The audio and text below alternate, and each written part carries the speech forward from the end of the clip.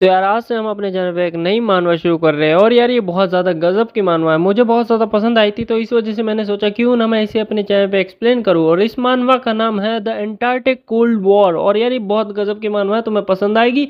तो यार अब बिना किसी देरी के इस मानवा को एक्सप्लेन करना शुरू करते हैं। मानवा की स्टार्टिंग में हमें जो है एक बहुत खतरनाक पैनल दिखाया जाता है, जिसके अंदर हमें दिखाया जाता है कि पूरी पृथ्वी को जो है किसी तरीके से बर्फ ने जो है पूरी तरीके से कवर कर लिया है। हर चीज़ जो है या तो जम चुकी है या फिर बर्फ ने उसे पूरी तरीके से ढक दिया है। यहाँ पर हमें जो है एक इंसान रिपोर्टिंग करता हुआ दिखाई देता है, जहाँ पर जो है वो चिल्ला रहा होता है कि किस तरीके से पूरी पृथ्वी जो है एक न्यू आइस एज में एंटर कर चुकी है। वो बहुत ज्यादा कांप रहा होता है और अपनी कांपती हुई आवाज में बोलता है कि ग्लोबल टेम्परेचर लगातार नीचे गिरता जा रहा है और इसका कोई रुकने का कोई नामो निशान नहीं दिखा रहा। मगर वो ये लोगों से कहता है कि तुम सभी लोग हार मत मानना, अपनी उम्मीद मत खोना। वो कहता है सरकार हमारे बारे में भूली नहीं है, वो हमें बचाने जरूर आएगी, मगर तब तक जो है हम सभी लोगों को एक दूसरे का साथ देकर ही सरवाइव करना होगा। मुझे लगता है कि ये अंधभक्त था, इसलिए वजह से जो है सरकार पे कुछ ज्यादा ही भरोसा कर रहा था। मगर अगले ही सेकंड जैसे ही ये बोलता है कि हम सभी लोग जो है इसको साथ में सरवाइव करेंगे, मगर इतने में जो है एक प्लेन आता है और वो सीधा क्रैश होता है इसके ऊपर और ये बंदे की बत्ती गुल हो जाती है। सरकार पे भरोसा करने की सजा इसे मिल जाती है। जिसके बाद हमें दिखाया जाता है कि कोई इंसान जो है ये ब्रॉडकास्ट देख रहा था टीवी में, मगर प्लेन क्रैश की वजह से वो ब्रॉडकास्ट जो है बीच में ही रुक जाता है। जिसके बाद हमें जो है एक घर दिखाया जाता है, जिसके अंदर एक आवाज गूंज रही होती है, वो होती है हैंग फिंग। और हमें जो है हमारे एमसी का पूरा घर दिखाया जाता है। जिसके बाद हमें पता चलता है कि एमसी के दरवाजे पे कोई बार बार नॉक कर उसका नाम पुकार रहा होता है,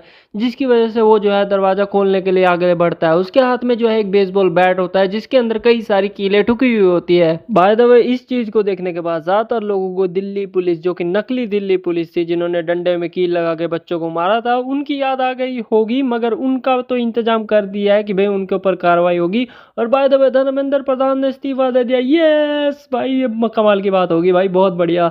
मगर अब मानवा पे आ जाते हैं वापस। मगर हमें जो है फिर हमारे एमसी दिखाया जाता है, जिसका नाम हांगफिल होता है, जो कि इस चीज के बारे में जानना चाहता है कि दरवाजे पे आखिर में है कौन। तो वो जो है अपने दरवाजे के पीपिंग होल का इस्तेमाल करता है और उसमें से झांक कर देखता है। उसे जो है एक लड़की दिखाई देती है, जो कि खड़े खड़े जो है हांगफिल का नाम बार बार पुकार रही होती है। उस लड़के ने जो है काफी ज्यादा मोटे कपड़े पहन रखे होते हैं, मगर स्टिल वो ठंड से कांप रही होती है। और ये लड़की कोई और नहीं, ये लड़की वही होती है जो इसको जो है हमारा एमसी बहुत ज्यादा पसंद करता है। मगर ये लड़की जो है उससे सिर्फ पैसा खर्च करवाने वाली होती है, यानी कि गोल्ड डिगर टाइप की। मगर तुम सभी लोग तो जानते हो हमारा एमसी जो है मर्द जात से आता है और हवस कई बार दिमाग पे हावी हो जाती है। और वही होता है हमारा एमसी जो है बिना सोचे समझे जो है दरवाजा खोल देता है। मगर वो दरवाजा थोड़ा सा खोलता है और वो कहता है कि हो ना, तुम यहाँ क्या कर रही हो, बाहर बहुत ज्यादा खतरनाक है, तुम मेरे कमरे में आ जाओ। मगर उस लड़की के दिमाग में कुछ और ही प्लानिंग चल रही थी, जिसकी वजह से उसने जो है एमसी का दरवाजा पकड़ लेती है और उसे पूरा खोलकर हमारे एमसी को किस करना शुरू कर देती है, और वो भी बहुत जबरदस्त तरीके से। जिसके बाद तुम सभी लोग तो मर्द जात को जानते ही हो कि भैया सामने से आती हुई गोली खाएगा मगर हवस नहीं छोड़ पाएगा। जिसके बाद जैसे ही उनकी किस पूरी होती है वो दोनों थोड़े से पीछे हटते हैं। जिसके बाद हांगफिल उससे कहता है कि भाई तेरे दिमाग में चल क्या रहा है, तूने जैसे ही मैंने थोड़ा सा दरवाजा खोला वैसे ही तूने जो है मुझे पकड़कर तुरंत ही किस करना शुरू कर दिया। जिसके बाद ह्योना जो है हमारे एमसी से कहती है कि मुझे एहसास हो चुका है कि मैं किसे पसंद करती हूँ। वो कहती है कि मुझे समझ में आ गया, मुझे बहुत ज्यादा टाइम लग गया इस चीज को समझने में, मगर मुझे एहसास हो चुका है कि मैं तुझसे प्यार करती हूँ हांगफिल। जिसके बाद उससे ये कहती है कि अगर तुम मुझ पर भरोसा नहीं करते हो तो वो जो है हमारे एमसी का हाथ पकड़ती है और सीधा अपनी सीने पर रख लेती है। और जिसके बाद कहते हैं कि तुम मेरे दिल की धड़कन को महसूस कर सकते हो कि वो कितनी ज्यादा तेज चल रही है। जिसके बाद वो जो है हमारे एमसी को कहती है वो जो है उसके साथ कुछ भी करने के लिए तैयार है। जिसके बाद वो जो है अपनी टांग को हमारे एमसी की टांग के बीच में फंसा के उसके नीचे बॉल्स को टच करना शुरू कर देती है, जिसकी वजह से हमारा एमसी एक्साइटेड हो जाता है और उसकी नाक से धुआं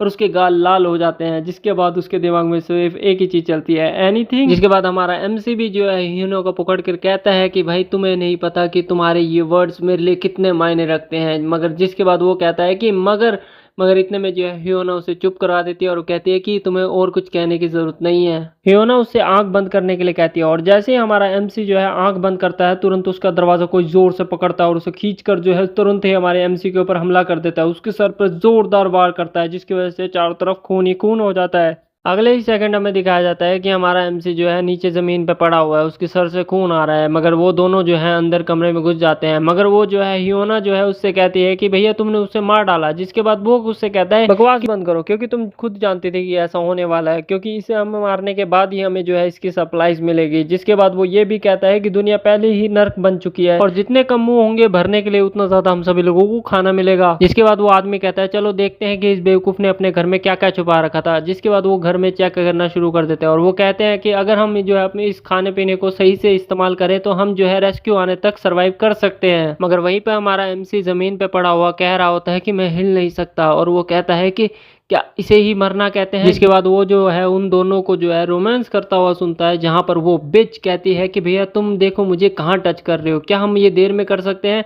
जिसके बाद वो कहता है कि तुम्हारी एक्टिंग बहुत ज़्यादा ज़बरदस्त थी और उसके लिए मुझे तुम्हें रिवॉर्ड तो देना ही पड़ेगा ना। जिसके बाद हमें दिखाया जाता है कि हमारे एमसी की आंखें धीरे धीरे करके बंद हो रही होती है और वो कहता है कि ये सब उस ठंडे दिल वाली औरत की गलती है। जिसके बाद जो है जैसे ही उसकी आंखें बंद होती है तो उसे एक लाइट दिखाई देती है। वो कहता है कि ये क्या है। जिसके बाद वो जो है उस रोशनी को छूने की कोशिश करता है और छूने से पहले कहता है कि ये रोशनी बहुत ज़्यादा गर्म है। जिसके बाद वो कहता है कि क्या ये रास्ता है हेवंस का। जिसके बाद जो है वो उस लाइट को टच कर देता है और जैसे ही वो उस लाइट को छूता है वो येलो से लाइट जो है वो लाल में बदल जाती है। जिसके बाद उसके जो बॉडी होती है, जो सोल होती है, वो भी लाल रंग में होनी शुरू हो जाती है और टुकड़ों में बंटनी शुरू हो जाती है। जिसके बाद वो एकदम से ब्लास्ट होता है और उसकी सोल चारों तरफ बिखर जाती है। मगर अचानक से उसके नींद खुलती है और वो बिस्तर से जागता है और जागते ही वो पसीना पसीना हो रखा होता है। उसके चेहरे पे पूरी तरीके से पसीना होता है और वो कहता है कि मैं कहाँ हूँ। हमें दिखाया जाता है कि वो अपने अपार्टमेंट में है और उसके अपार्टमेंट की खिड़की जो है खुली हुई है, जिसकी वजह से ठंडी हवा और धूप की रोशनी उसके कमरे में आ रही है। जिसके बाद हमें 30 मिनट बाद का सीन दिखाया जाता है, जहां पर हमारा एमसी जो है अपने खिड़की की तरफ बढ़ता है और वहां पर जो है सूरज की तरफ हाथ करके कहता है कि ये थोड़ा गर्म है और वो ये भी कहता है कि मुझे नहीं लगा था कि मैं दोबारा से इस गर्मी को महसूस कर पाऊंगा। जहां पर हमें जो है हमारा एमसी बालकनी में खड़ा दिखाया जाता है, जहां पर वो सूरज की तरफ देखते हुए कह रहा होता है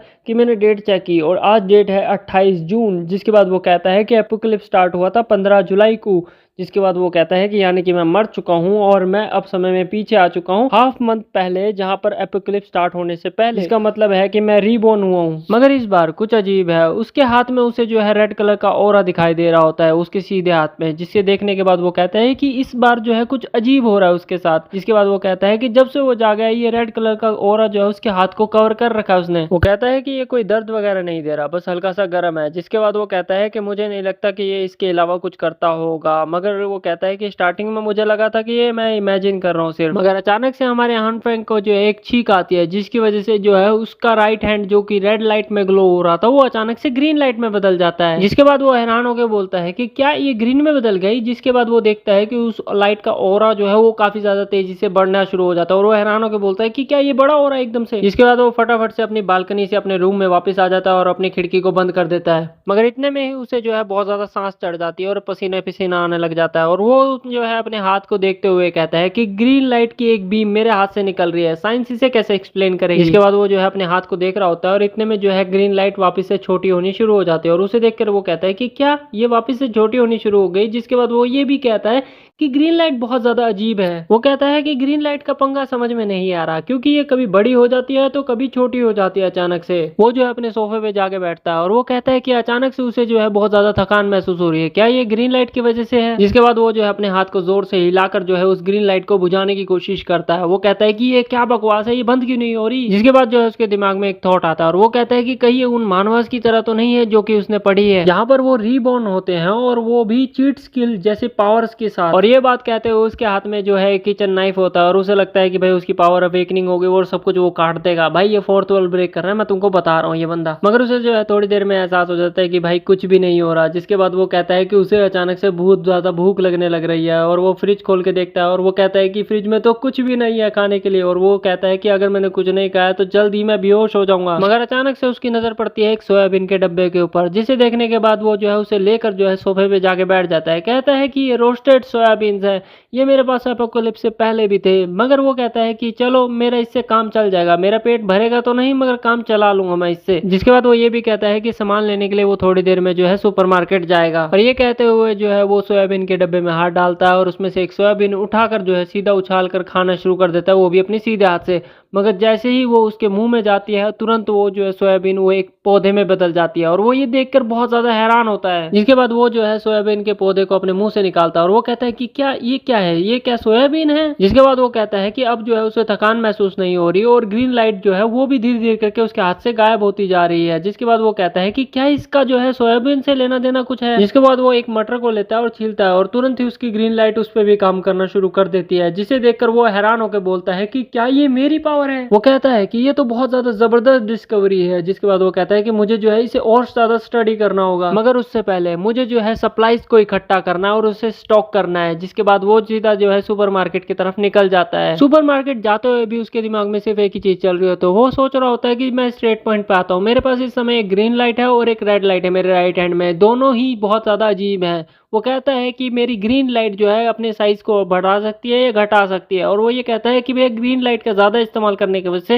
दिल की धड़कन बहुत ज्यादा तेज हो जाती है और थकान भी होती है बहुत ज्यादा। जिसके बाद वो कहता है कि मैंने एक रोस्टेड सोयाबीन को छुआ अपने राइट हैंड से, और जिसके बाद वो जो है एक बीन स्प्राउट में बदल गई, यानी कि उसका पौधा बन गया सोयाबीन का। वो ये दिमाग में सोच ही रहा होता है कि ये कौन सी तरीके की पावर है उसके पास, मगर जिसके बाद जो है उसे पीछे से किसी के चलने की आवाज आती है और वो उसका नाम पुकारती है हांगफिंग, जिसे देखकर जो है हांगफिंग बहुत ज्यादा शॉक में पड़ जाता है और वो उससे कहती है कि बहुत ज्यादा अजीब बात है ना, क्या तुम भी शॉपिंग के लिए जा रहे हो। वो कहती है कि ये फेट की बात है कि हम दोनों यहाँ पर मिले हैं। जिसको देखने के बाद जो है हमारा हांग यूथ बहुत ज्यादा शॉक हो जाता है और वो कहता है हियोना वो लड़की थी जो कि मेरे लिए एक गॉडेस की तरह थी, वो मुझे बहुत ज्यादा पसंद थी, मैं 3 साल से उसके पीछे था, मैंने उसके लिए क्या कुछ नहीं किया जो कि उसे खुश कर सके, मगर उसके लिए मैं सिर्फ एक फॉल गाय की तरह था, उस इंसान की तरह जिसको जो है लोग सिर्फ तभी याद करते हैं जब उनके पास कोई बात करने के लिए नहीं होता या फिर उनके साथ कोई घूमने के लिए नहीं होता, बस एक एक्स्ट्रा की तरह। मगर मुझे नहीं लगा था कभी भी ये जो है अंत में मुझे मार ही देगी। और ये सोचते हुए हांगफिल जो है बहुत ज्यादा गुस्से में होता है। हांगफिल के मन में सिर्फ एक बात चल रही थी कि वो उसे आज मार देगा, मगर वो जो है ऐसा नहीं करता। वो जो है अपनी बाजू दबाकर अपने आप को शांत करने की कोशिश करता है और कहता है कि शांत हो जा, क्योंकि अभी ये सही समय नहीं है बदला लेने का। उसके दिमाग में ये भी चल रहा होता है कि पहले जो है उसे सप्लाईज इकट्ठी करनी होगी, मगर इतने में जो है हियोना बार बार उसे आवाज मारकर उसका ध्यान जो है अपनी तरफ खींच लेती है और वो उससे कहती है कि तुम्हारा ध्यान कहाँ है, तुम कहाँ खो गए थे, तुम्हें जो है मैं काफी देर से आवाज मार रही थी। जिस पे हांगफिल कहता है ओह मुझे माफ करना, तुम आज बहुत ज्यादा खूबसूरत दिख रही थी, इस वजह से शायद मैं तुम्हारी खूबसूरती में खो गया था और इस वजह से मुझे थोड़ा सा टाइम लग गया। जिसपे हियोना इस चीज का रिप्लाई करते हुए कहती है कि ओह तुम भी ना, तुम कब से इतनी जो है स्मूथ टॉकर बन गए। जिसके बाद हमें जो है हियोना की एक शैतानी हंसी दिखाई जाती है। जिसके बाद हियोना जो है हांगफिल से कहती है आखिर में अगर हम दोनों अब साथ में आ ही चुके हैं तो क्यों ना हम दोनों साथ में शॉपिंग करने चले। जिसके ऊपर जो है हांगफिल मना कर देता है और कोल्ड मुंह की तरह उसके बगल से निकल जाता है और कहता है कि मुझे माफ करना मगर आज नहीं। और इस चीज को देखने और सुनने के बाद जो है हियोना शॉक में रह जाती है कि भाई ये क्या हो गया उसके साथ आज। हियोना उसे जो है बहुत प्यारी आंखों से उसे जाते हुए देखती है अपनी आंखों के सामने से, मगर हियोना को लगता है कि वो मुड़ के देखेगा और उसके पास वापिस चल के आएगा और उससे माफी मांगेगा, मगर हमारा एमसी ऐसा कुछ भी नहीं करता।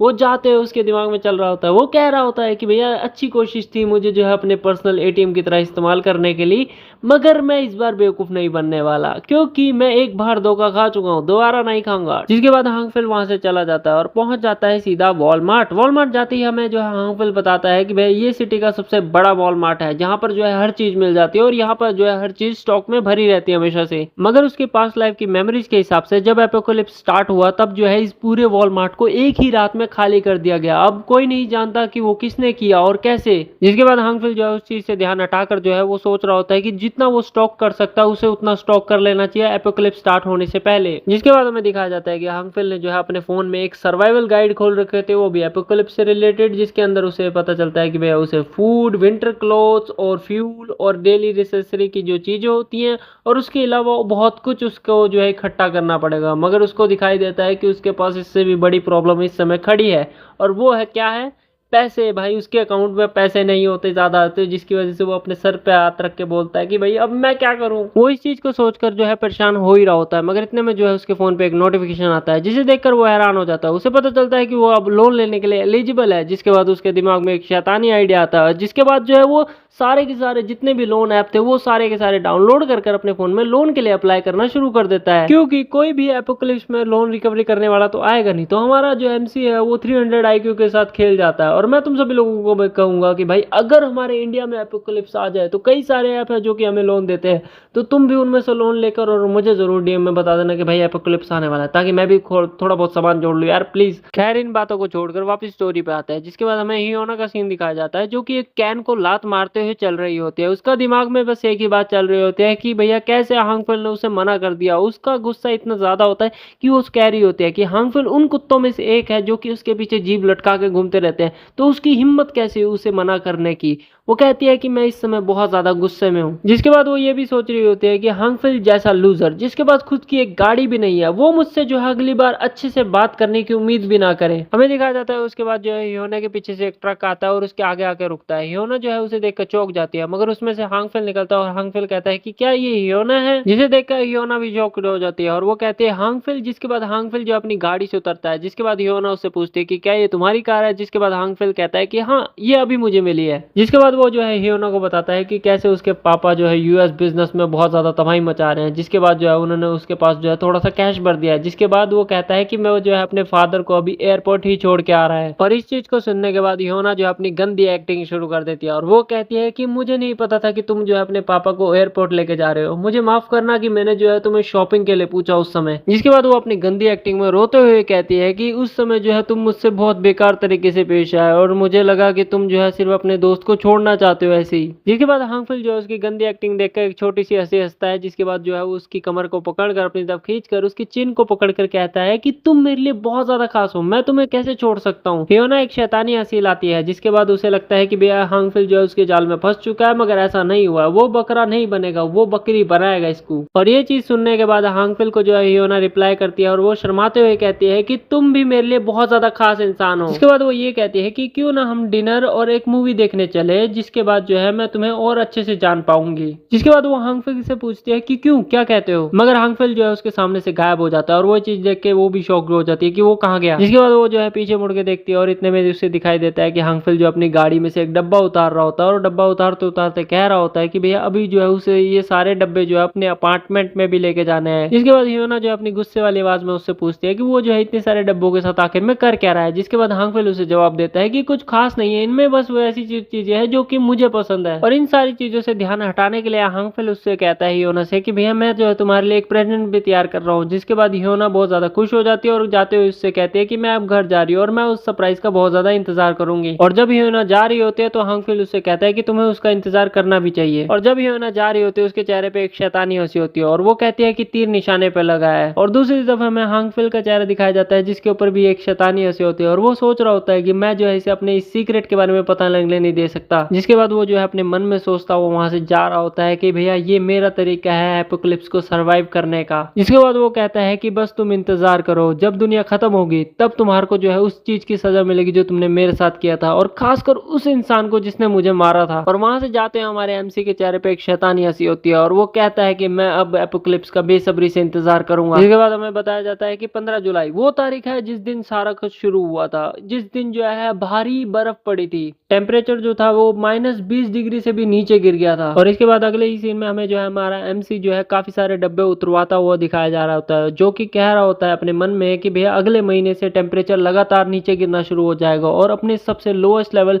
-70 डिग्री सेल्सियस तक से भी नीचे गिर जाएगा। जिसके बाद जो है बाहर निकलना लगभग नामुमकिन हो जाएगा बर्फ की वजह से। और वहाँ जितने भी लोग होते हैं वो जो है जब उसको जो है इतने सारे डब्बों के साथ देखते हैं तो वो हैरान हो जाते हैं कि भाई इतने सारे डब्बों के साथ कर क्या रहा है आखिर में। और इसी वजह से मुझे जो है बहुत सारा खाना जो है स्टॉक अप करना पड़ेगा। और वो ये भी कहता है कि मुझे जो है इसे पूरी तरीके से कवर भी रखना पड़ेगा और सील भी रखना पड़ेगा, ताकि जो है मेरे नेबर्स के नजर में ना आए कि मैं जो है बहुत सारा खाना रख रखा है अपने पास। और बाकी का जो बचा हुआ सेंसिटिव सामान है उसे मुझे रात को खुद मेरे अपार्टमेंट में लाना होगा जब कोई ना देख रहा हो। इसके बाद हमें दिखाया जाता है कि हांगफिंग के कमरे में बहुत सारे सामान पड़ा होता है, डब्बे पड़े होते हैं और मेडिकल किट पड़ी होती है। जहाँ पर हमें दिखाया जाता है अगले सीन में कि वो काफी सारा फ्यूल खरीद रहा है और वो कहता है कि तूफान आने वाला, वो बहुत ज्यादा भयंकर भयंकर होने वाला है, वो पावर ग्रिड को उड़ा देगा जिसकी वजह से लाइट चली जाएगी। जिसके बाद वो कहता है कि यहाँ पर जो है मेरे पास इतना फ्यूल है कि मेरा जनरेटर जो है सालों साल चल सकता है। जिसके बाद वो कहता है कि जब एपोकलिप्स आएगा जो हीटिंग सिस्टम है वो बिल्कुल ही खराब हो जाएंगे, जिसकी वजह से वो कहता है कि मुझे मेरे अपार्टमेंट का खुद का एक हीटिंग सिस्टम चाहिए और लगे हाथ में अपने अपार्टमेंट के दरवाजे को भी मजबूत करवा लूंगा। और हाँ, मुझे मेरे सप्लाईज के लिए एक डेडिकेटेड रूम भी चाहिए। और वो लास्ट में कहता है कि जब तक मैंने मेरी तैयारी करी तब तक जो है 14 जून ऑलरेडी हो चुकी थी और वो अपनी डायरी में कुछ लिख रहा था। जिसके बाद वो कहता है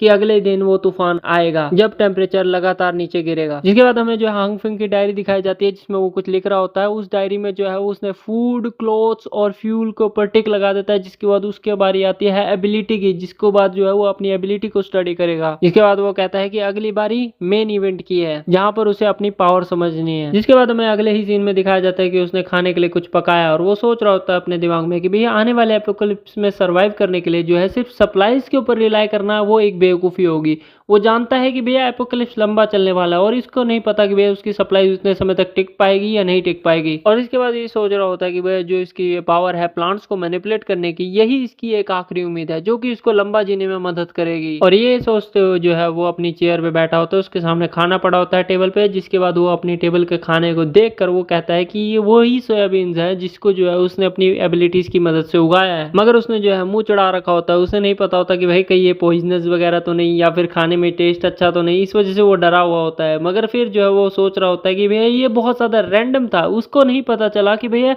उसकी पावर को क्या चीज ट्रिगर करती है। जिसके बाद वो दिखाया जाता है कि वो घबराया हुआ है और अपने खाने को खा रहा है और वो कह रहा होता है कि भैया अब ये टाइम है खाने को टेस्ट करने का और मुझे ये पूरी चीज कंफर्म करनी होगी कि ये चीज जो है मेरी पावर के साथ मिलकर उगाने के बाद बिल्कुल खाने लायक है और मैं इसे अपने सप्लाईज में ऐड कर सकता हूँ या नहीं कर सकता। जिसके बाद हमें दिखाया जाता है अगले सीन में कि भैया जो उसकी प्लेट पूरी भरी हुई थी वो अब आधी हो जाती है और वो कहता है कि हाँ, जैसे कि मैंने सोचा था कि इसे मैं ऐड कर सकता हूँ। जिसके बाद वो कहता है कि एटलीस्ट ये तो प्रूव हो गया कि मेरी जो एबिलिटी है वो खाना कहीं ना कहीं बना सकती है। जिसके बाद वो सोचता है कि भैया अगला स्टेप ये है कि मेरे को ये समझना है कि मेरी पावर कैसे काम करती है। जिसके बाद वो अपने मन में सोचते हुए अपने फ्रिज की तरफ बढ़ रहा होता है। वो कह रहा होता है कि अभी तक जो है मैंने इसको जो है पहली बार सोयाबीन के ऊपर ही टेस्ट किया था। जिसके बाद वो कहता है कि अभी ऐसे बहुत सारे प्लांट्स हैं जिनके ऊपर मुझे टेस्ट करना है कि क्या ये उनके ऊपर भी काम करता है। जिसके बाद अगले ही सीन में हमें दिखाया जाता है कि बिल्डिंग का सीन जहाँ पर सुबह हो रही होती है और अगले ही सीन में हमें दिखाया जाता है कि शाम हो चुकी है। जिसके बाद हमें दिखाया जाता है कि हमारा एमसी जो है वो धीरे धीरे करके आंख खोल रहा होता है और वो कहता है कि क्या हुआ था। और जिसके बाद वो देखता है अपनी आंख खोलकर, जिसके अंदर जो है उसके हाथ में होता है एक ब्रोकली का पीस, जिसको देखकर वो बोलता है क्या क्या मैं बेहोश हो गया था। जिसके बाद कहता है कि मेरे सर में बहुत ज्यादा दर्द हो रहा है और मैं एमसी का जो है पूरा किचन दिखाया जाता है जिसके अंदर जो है कई सारी सब्जियां पड़ी होती है और कुछ काले तरीके के पत्थर से पड़े होते हैं। जिसके बाद वो जो है उठता हुआ कहता है कि लगता है ये जो मेरी पावर है ये मेरे दिमाग पे बहुत ज्यादा जोर डालती है। जिसके बाद वो जो है वापस खड़ा होकर बैठ जाता है अपनी चेयर पे जाकर और अपने टेबल पे बचा हुआ खाना खाना शुरू कर देता है और उसे खाता हुआ कहता है कि आखिर में मैंने जो है कुछ तो सीखा कि मेरी एबिलिटीज के आखिर में कैसे काम करती है। जिसके बाद वो खाना खाते खाते यही सोच रहा होता है कि उसके बेहोश होने से पहले उसने जो है अपनी ताकत का, ग्रीन लाइट का कई सारी चीजों पे इस्तेमाल किया था, जिसकी वजह से कुछ चीजों ने तो रिएक्ट ही नहीं किया उसकी पावर के साथ और कुछ चीजें जो कि सीड्स में थे वो ग्रो हो गए अपने पौधे के अंदर। जिसके बाद वो कहता है कि कुछ चीजों में तो सीधा ब्लास्ट ही हो गया और ब्लास्ट होने के बाद वो काले से रंग के पत्थर में बदल गई। जिसके बाद वो जो है उस काले पत्थर को अपने हाथ में उठा के देखता है और वो कहता है ये कोयले जैसे दिख रहा है मगर कोयले से बहुत ज्यादा हल्का है। जिसके बाद वो उसे जलाकर भी देखता है। वो कहता है कि ये तो वाह, इसे कोयले की तरह इस्तेमाल किया जा सकता है। इसे देखने के बाद वो कहता है कि अब तो सर्दी में गर्म रहने की कोई टेंशन ही नहीं। और उसके बाद जो है उसने अपनी ग्रीन लाइट का कई सारी चीजों पे इस्तेमाल किया मगर कुछ भी काम नहीं किया। जिसके बाद वो कहता है कि शायद मुझे जो है अपनी सांसों को कंट्रोल करने की कोशिश करनी चाहिए, इससे जो हो सकता है कि मेरी पावर भी कंट्रोल कर सकता हूँ मैं। लगता है भाई ने डीमन स्लेयर भी देख रखा है। मगर इसके बाद जो है वो अपनी सांसों को कंट्रोल करता है और वो जो है एक बड़ी सारी ब्रोकली बना लेता है अपने हाथ में और जिसे देखकर वो बहुत ज्यादा खुश हो जाता है। मगर अगले ही सेकंड में वो जो है बेहोश भी हो जाता है वहीं पे। और इन सारी चीजों को देखने के बाद वो कहता है कि इन सारी चीजों में कामयाबी का जो रेट है वो बहुत ज्यादा रैंडम है, कि यानी कि कभी बहुत ज्यादा भी हो सकता है और बहुत ज्यादा कम भी हो सकता है और कभी कुछ भी नहीं हो सकता। इसके बाद वो जो है एक ब्रोकली को अपने हाथ में उठाते हुए सोच रहा होता है कि भैया उसको जो है अपनी पावर का पैटर्न समझ में नहीं आ रहा कि भैया आखिर में ऐसा क्यों हो रहा है कि भैया कोई सारी चीजें जो है ब्लास्ट हो रही है और कुछ चीजों पे काम नहीं कर रहा और कुछ चीजें बहुत ज्यादा बड़ी होती जा रही है। इसके बाद वो यही सोच रहा होता है कि उसकी पावर का काम करने का कोई ना कोई तो तरीका है। जिसके बाद वो जो है उस ब्रोकली को टेबल पे रख देता है और टेबल पे रखने के बाद वो यही सोच रहा होता है कि आखिर में मुझे कुछ चीजें तो समझ में आ रही है कि कैसे आखिर में मैं जो है अपनी पावर को वापस एक्टिवेट कर सकता हूँ और बंद कर सकता हूँ। जिसके बाद वो ये कहता है कि उसकी पावर को एक्टिवेट करने का सिर्फ एक ही तरीका है, वो है कॉन्शियसनेस। जिसके बाद वो ये कहता है कि अपने आप को जो है नेचर के अंदर महसूस करो। जिसके बाद जो हमें दिखाया जाता है कि वो एक जंगल में खड़ा और नंगा है भाई, उसके चारों तरफ जानवर घूम रहे हैं अलग अलग तरीके के। जिसके बाद वो कहता है कि अपने दिमाग को और अपने शरीर को दोनों को जो है नेचर के साथ मिला दो। और यही दिखाकर हमें दिखाया जाता है कि एक हिरन ने जो है उसका प्राइवेट पार्ट कवर कर रखा है। और अगले ही सेकंड जैसे वो अपनी आंखें खोलता है, वो देखता है कि उसने जो है अपनी ग्रीन लाइट को पूरी तरीके से कंट्रोल में कर लिया। और जिसके बाद वो कहता है कि मेरी ग्रीन लाइट अब मेरी कॉन्शियसनेस के साथ कनेक्ट हो चुकी है। जिसके बाद अगले ही सीन में हमें दिखाया जाता है कि उसके टेबल पे है कई तरीके के मीट पड़े होते हैं और फिश भी पड़ी होती है। जिसके बाद हमें बताया जाता है कि अभी तक जो है उसने अपनी पावर को जो है प्लांट्स और कई सारी की सब्जियों पे ट्राई किया था, मगर अब वो जो है अपनी पावर को जो है मीट वगैरह पे भी ट्राई करने वाला है। जिसके बाद वो जो है अपनी ग्रीन एनर्जी का इस्तेमाल एक मीट के टुकड़े पे करना शुरू कर देता है और वो कई देर तक करता रहता है, मगर उस पर कुछ असर नहीं होता। जिसके बाद वो कहता है कि मुझे ये मत बताना कि मेरी जो पावर है वो सिर्फ प्लांट्स पे ही काम करती है। जिसके बाद वो जो है उस मीट के टुकड़े को उठाकर और भी ज्यादा फोकस करना शुरू कर देता है अपनी ग्रीन एनर्जी पे, मगर कुछ भी काम नहीं आता। और वो कहता है कि कम ऑन, मेरा मैजिक काम क्यों नहीं कर रहा इस पे। जिसके बाद वो जो है इस चीज को कई देर तक करता रहता है, मगर कुछ भी असर नहीं होता। जिसके बाद वो बोर होकर कहता है कि भाई कुछ भी नहीं हो रहा। जिसके बाद वो कहता है कि उसने जब मेडिटेट करना शुरू किया था तब जो है उसको दो तरीके की कलर वाली पावर दिखाई दी थी। जिसके बाद वो ये कहता है कि उसने जो है ग्रीन लाइट का तो इस्तेमाल किया था, मगर रेड वाली का एक बार भी इस्तेमाल नहीं किया। जिसके बाद वो वापस कॉन्सेंट्रेट करता है और वो कहता है कि दिखाओ मुझे रेड लाइट, तुम क्या कर सकते हो। जिसके कुछ सेकंड बाद जो है उसकी रेड लाइट वाली पावर जो है वो भी एक्टिवेट हो जाती है और वो जो है अपनी रेड लाइट की पावर का इस्तेमाल जो है उस मीट के टुकड़े पे करना शुरू कर देता है। और वो कहता है कि मेरी रेड लाइट पावर अब काम करनी शुरू हो चुकी है। जिसके बाद जो है उसकी रेड लाइट की पावर जो है उसे पूरी तरीके से कवर कर लेती है उस मीट के टुकड़े को, मगर अचानक से जो है उसे डिस्कस्टिंग वाली चीज में पहना देती है।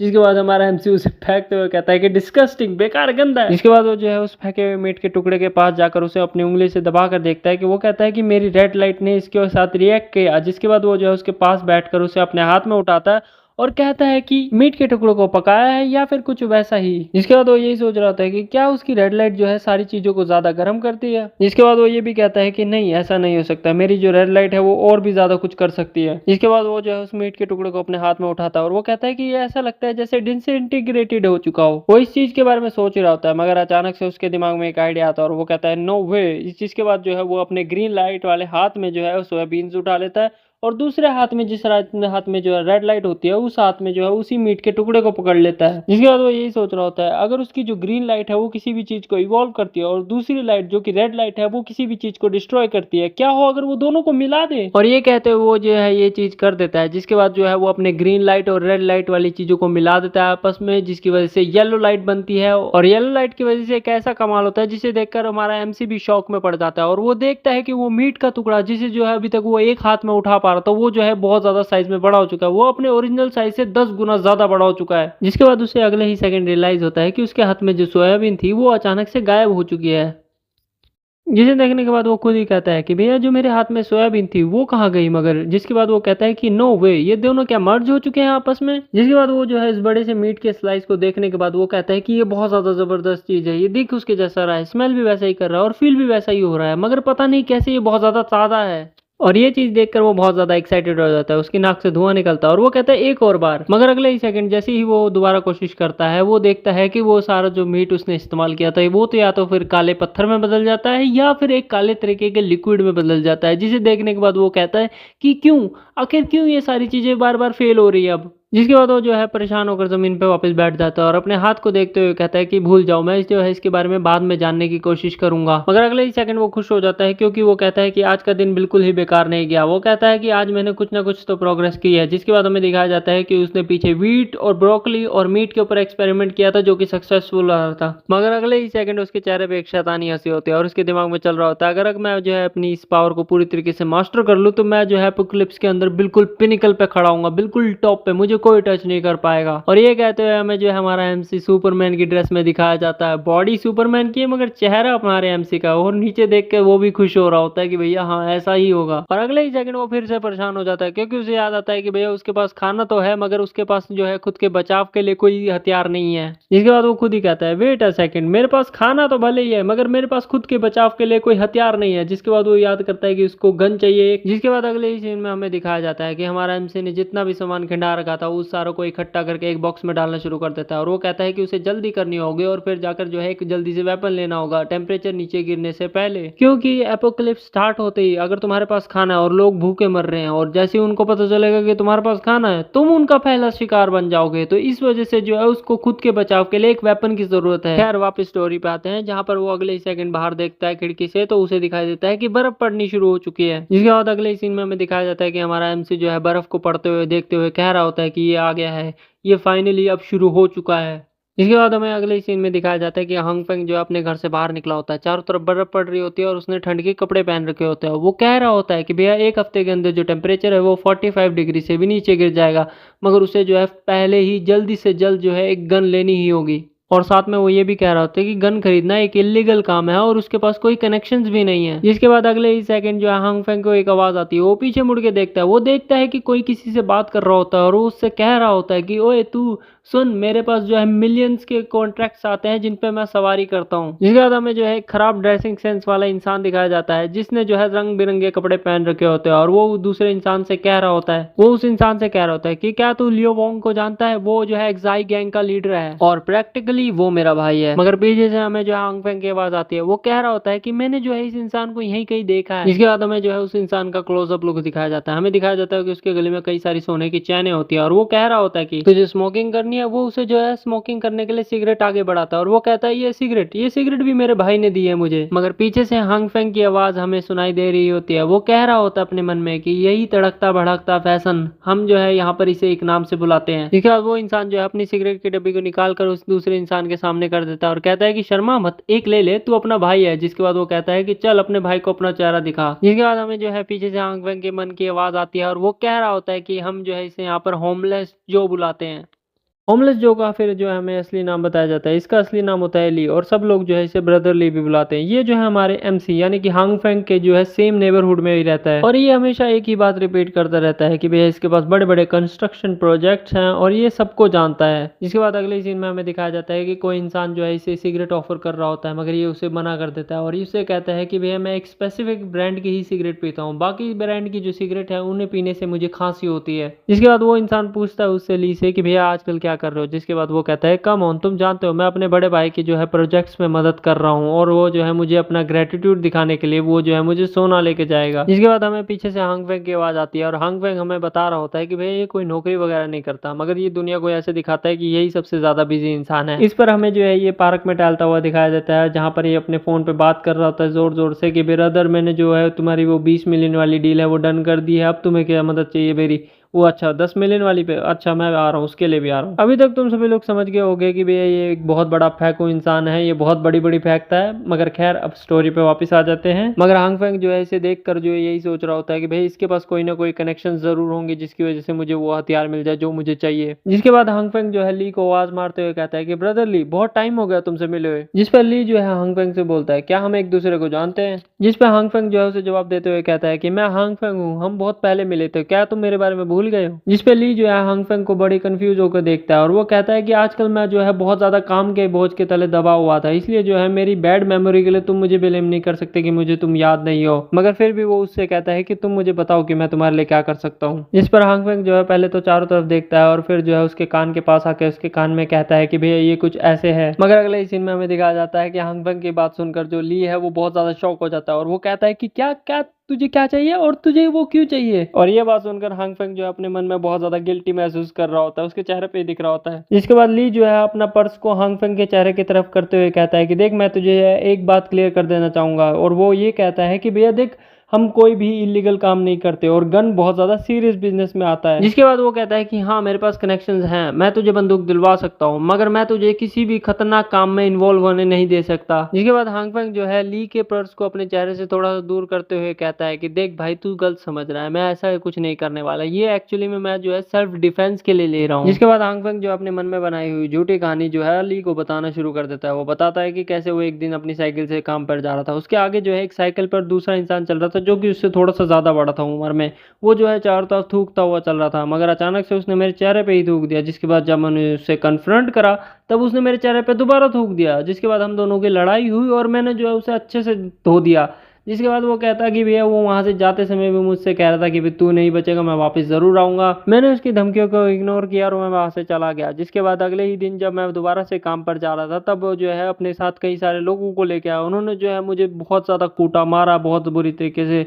जिसके बाद उन्होंने मुझसे ये भी कहा कि अगर वो मुझे दोबारा देखेंगे तो दोबारा बहुत बुरी तरीके से पीटेंगे। जिसके बाद वो कहता है कि भैया मैंने मेरी लाइफ में इतनी ज्यादा बेइज्जती कभी महसूस नहीं करी और इस वजह से मुझे जो है एक वेपन चाहिए। जिसके बाद वो कहता है कि लॉन्ग स्टोरी जो है शॉर्ट में यही है सब कुछ। जिसके बाद हमें जो है ली का रिएक्शन दिखाया जाता है, जो कि अपने जमीन पे हाथ रख के जोर से चिल्ला रहा होता है कि भाई थूकना सब पे, ये कितना गंदा है भाई, कौन पागल इंसान था वो। जिसके बाद वो ये भी कहता है कि भैया उसका तो पूरा अनसिविलाइज बिहेवियर है। जिसके बाद हांगफिंग का चेहरा दिखाया जाता है, जो कि इस चीज को सुनने के बाद वो कहता है कि भाई इसने पूरा पॉइंट ही मिस कर दिया कि भाई मैं क्या कह रहा था। जिसके बाद ली जो है हांगफिंग के कंधे पे हाथ रखते हुए कहता है कि भाई तुझे और कुछ कहने की जरूरत नहीं है, मैं तुझे बंदूक दिलवाऊंगा, टेंशन मत ले, मुझे बस एक बार मेरे भाई से बात करनी पड़ेगी। जिसके बाद वो कहता है कि चल करते हैं इस चीज को। जिसके बाद हांगफिंग उससे कहता है कि थैंक यू ब्रो। जिसके बाद ली जो है हांगफिंग से कहता है चल बस पकड़ते हैं, क्योंकि मेरी गाड़ी तो सर्विस के लिए गई हुई है, अगर वो सर्विस के लिए ना जाती तो मैं तुझे जो है उसमें बिठा के ले चलता। जिसके बाद हांगफिंग कहता है उससे कि उसके बारे में तू टेंशन ना ले, मेरे पास मेरी खुद की गाड़ी है, चल उसमें चलते हैं। जिसके बाद हमें दिखाया जाता है कि वो दोनों हथियार लेने के लिए निकल चुके हैं उसकी गाड़ी में। जिसके बाद हांगफिंग से जो है ली बोलता है कि भाई तू जो है बहुत अच्छी लाइफ जी रहा है, वैसे गाड़ी कितने की है। जिसपे हांगफिंग जवाब देता है कि अराउंड 7 लाख की। जिसपे जो है ली बोलता है कि भाई नॉट बैड नॉट बैड, तुझे बहुत अच्छी डील में मिली है ये गाड़ी यानी कि। और जिसके बाद जो है हमें ली का सीन दिखाया जाता है, जो कि उसकी गाड़ी में बैठकर अपनी फोटो खींच रहा होता है। और फोटो के नीचे क्या लिखता है भाई, वो लिखता है कि मेरी न्यू एसयूवी, जिसके अंदर बैठना अभी थोड़ा सा मुश्किल हो रहा है मेरे लिए। जिसके बाद ली जो है हांगफिंग से बोलता है कि अगले इंटरसेक्शन से लेफ्ट मोड़ना है। जिसके बाद हमें जो है एक बिल्डिंग का बाहर का सीन दिखाया जाता है, जिसके बाहर जो है 2 लोग लकड़ियां जलाकर हाथ सेक रहे होते हैं और वो बोल रहे होते हैं कि कैसे मौसम बहुत ज्यादा बिगड़ चुका है।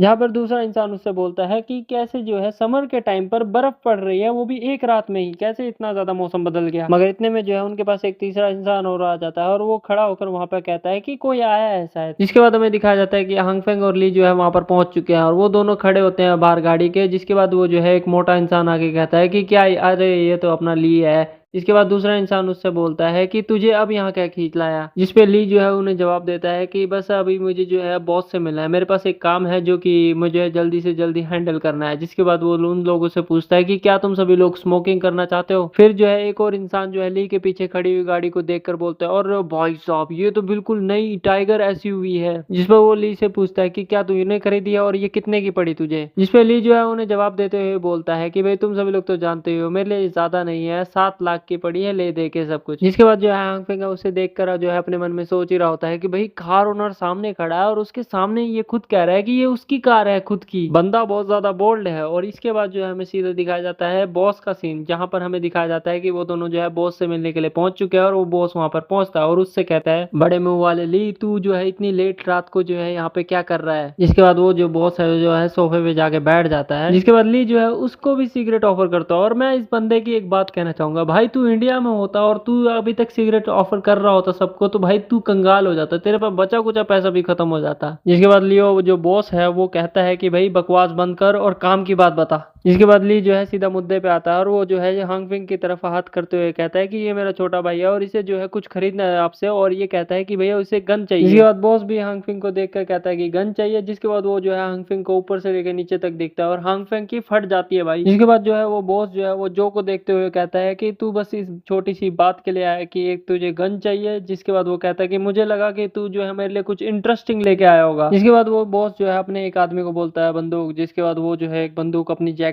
में से निकाल कर टेबल पे रख देता है और वो बॉस बोलता है कि 6000। जिसके बाद हांगफिंग उस चीज को देखने के बाद वो जो है बॉस लियो से कहता है कि बॉस लियो मुझे जो है थोड़ा सा कुछ बड़ा चाहिए जिसके अंदर स्कोप हो, तुम समझ रहे हो ना मैं क्या कह रहा हूँ। हांगफिंग की ये बात सुनने के बाद जो है बॉस उसे दोबारा से देखता है और कहता है बच्चे, मगर एकदम से उसको आइडिया हिट होता है कि भैया ये क्या मांग रहा है। जिसके बाद वो जो है उस पर चिल्लाना शुरू कर देता है कि तू धूम चुत्तड़ इंसान, तू एक स्नाइपर राइफल मांग रहा है मुझसे। वो जो है हांगफिंग के ऊपर चिल्लाते हुए कहता है कि तूने जो है इस जगह को क्या समझ रखा है, ये शॉपिंग मॉल नहीं है, जो तू मांगेगा वो तुझे मिल जाएगा यहाँ पर। इसके बाद हमारा जो है वो बॉस को शांत कराते हुए कहता है कि बॉस इसके पीछे बहुत बड़ा रीजन है। जिसके बाद वो जो है वो बताता है कि भैया ये सब कुछ 5 साल पहले शुरू हुआ। जिसके बाद वो जो है बॉस को अपनी बनाई हुई झूठी कहानी बता देता है। अब उसने क्या झूठ बोला है मैं तुम्हें जो है थोड़ा सा शॉर्ट में बता देता हूँ। उसने ये बोला कि भैया इसके 3 बच्चे थे, इसकी एक बीवी थी जिसने जो है किसी और से प्यार करती थी, वो उसके साथ चलेगी इसे डिवोर्स देके और वो बच्चे भी लेगी। बाद में इसको पता चला कि भाई वो बच्चे भी इसके नहीं है, जिसकी वजह से इसको जो है मेंटेनेंस पे करना पड़ रहा है उनको।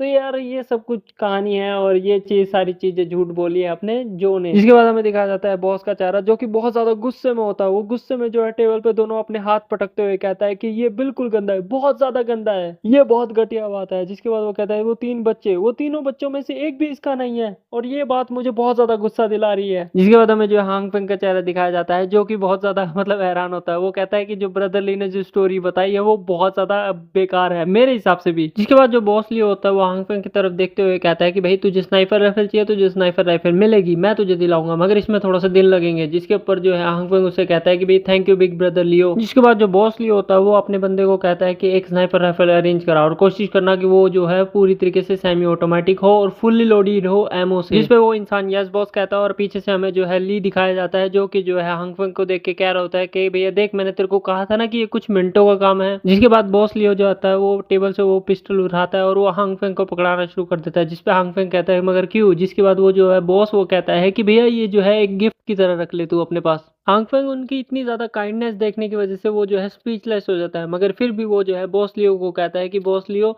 मेरा दोस्त जो है एक गवर्नमेंट में काम करता है जिसने मुझे बताया था कि ये जो अब नॉर्मल वेदर चल रहा है इस समय जिसकी वजह से जितनी भी सप्लाईज है वो बहुत ज्यादा लिमिटेड हो जाएगी। तो मैं आपको जो है एक एडवाइस दूंगा कि आप जितना भी हो सके उतना जो है स्टॉक अप कर लो। और ये बात सुनकर जो बॉस लियो होता है वो हांग फेंग की आंखों में बहुत सीरियसली तरीके से देखता है, मगर उसको दिखाई देता है कि हांग फेंग सच बोल रहा है। इस वजह से उसे कहता है कि हाँ मैं समझ गया, ठीक है। हमें दिखाया जाता है जिस बिल्डिंग में से वो दोनों निकले थे उसमें से आवाज आ रही होती है कि भैया पहले हम जाएंगे। जिसके बाद एक आवाज आती है कि भैया गेट लॉस्ट और वो जोर से चिल्ला रहा होता है कोई और वो कहता है कि मैं तुझे देखकर बहुत ज्यादा अनोय हो जाता हूँ हमेशा। जिसके बाद हमें दिखाया जाता है कि हांग फेंग और ब्रदरली वहां से निकल जाते हैं और वो दोनों जा ही रहते हैं। जिसके बाद जो है ब्रदरली हांग फेंग से कहता है कि तूने देखा नहीं कि मैंने तेरे लिए कितनी आराम से उस बात को हैंडल किया, कितने खूबसूरत तरीके से अपने ब्रदर को मनाया।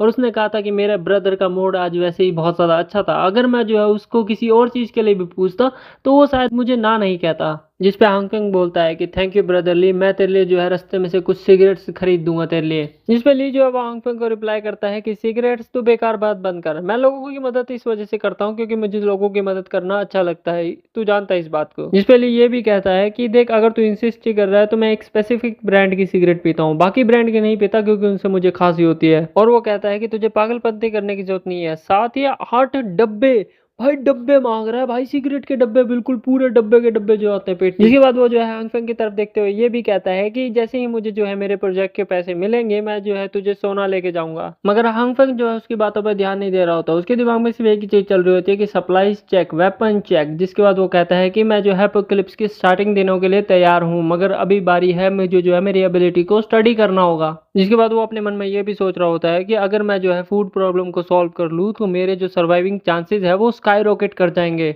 वो जो है इन चीजों के बारे में सोच ही रहा होता है, मगर अगले सेकंड उसका पैर फिसल जाता है और वो सीधा जमीन पे गिर जाता है बहुत बुरी तरीके से। जिसको देखकर जो है ब्रदर ली भी चौंक जाता है कि भाई इसको क्या हुआ। मगर अगले सेकंड जो है ब्रदर ली जो है उसके पास जाके पूछता है कि भाई तू ठीक तो है ना। जिसके बाद जो है हांग फेंग जो है दर्द में कर रहा था वो बोलता है कि मेरी टांग मेरी टांग। जिसके बाद हांग फेंग जो है ब्रदर ली को बताता है कि शायद उसकी टांग टूट चुकी है। जिसके बाद हांग फेंग जो है अपनी जेब में से गाड़ी की चाबी निकालता है और वो ली की तरफ करते हुए कहता है कि ब्रदर ली मुझे जो है जल्दी से हॉस्पिटल ले चल। मगर इस सिचुएशन को देखने के बाद ली पता है क्या बोलता है, ली बोलता है कि हाँ उसके बारे में मुझे तुझे बताना था कि मेरे पास लाइसेंस नहीं है, मैं बिना लाइसेंस के गाड़ी नहीं चला सकता। मगर अगले सीन में हमें दिखाया जाता है कि ली कह रहा होता है कि भाई तू टेंशन ना ले, मैंने तेरे को पकड़ लिया, तू जो है अपनी बॉडी का वजन मुझ पे डाल दे। जिसके बाद हमें दिखाया जाता है कि हांग फेंग जो होता है वो ली के बॉडी का सहारा लेके खड़ा होता है, वो भी एक टांग पे। और एक टांग का जो जूता होता है, जिस पैर में जो चोट लगी होती है उस पैर का जूता जो होता है वो ली ने अपने हाथ में पकड़ रखा होता है। और ली कह रहा होता है कि भाई बहुत ज्यादा हैवी है, बहुत ज्यादा हैवी है। वो जो है हांग फेंग को भारी कह रहा होता है,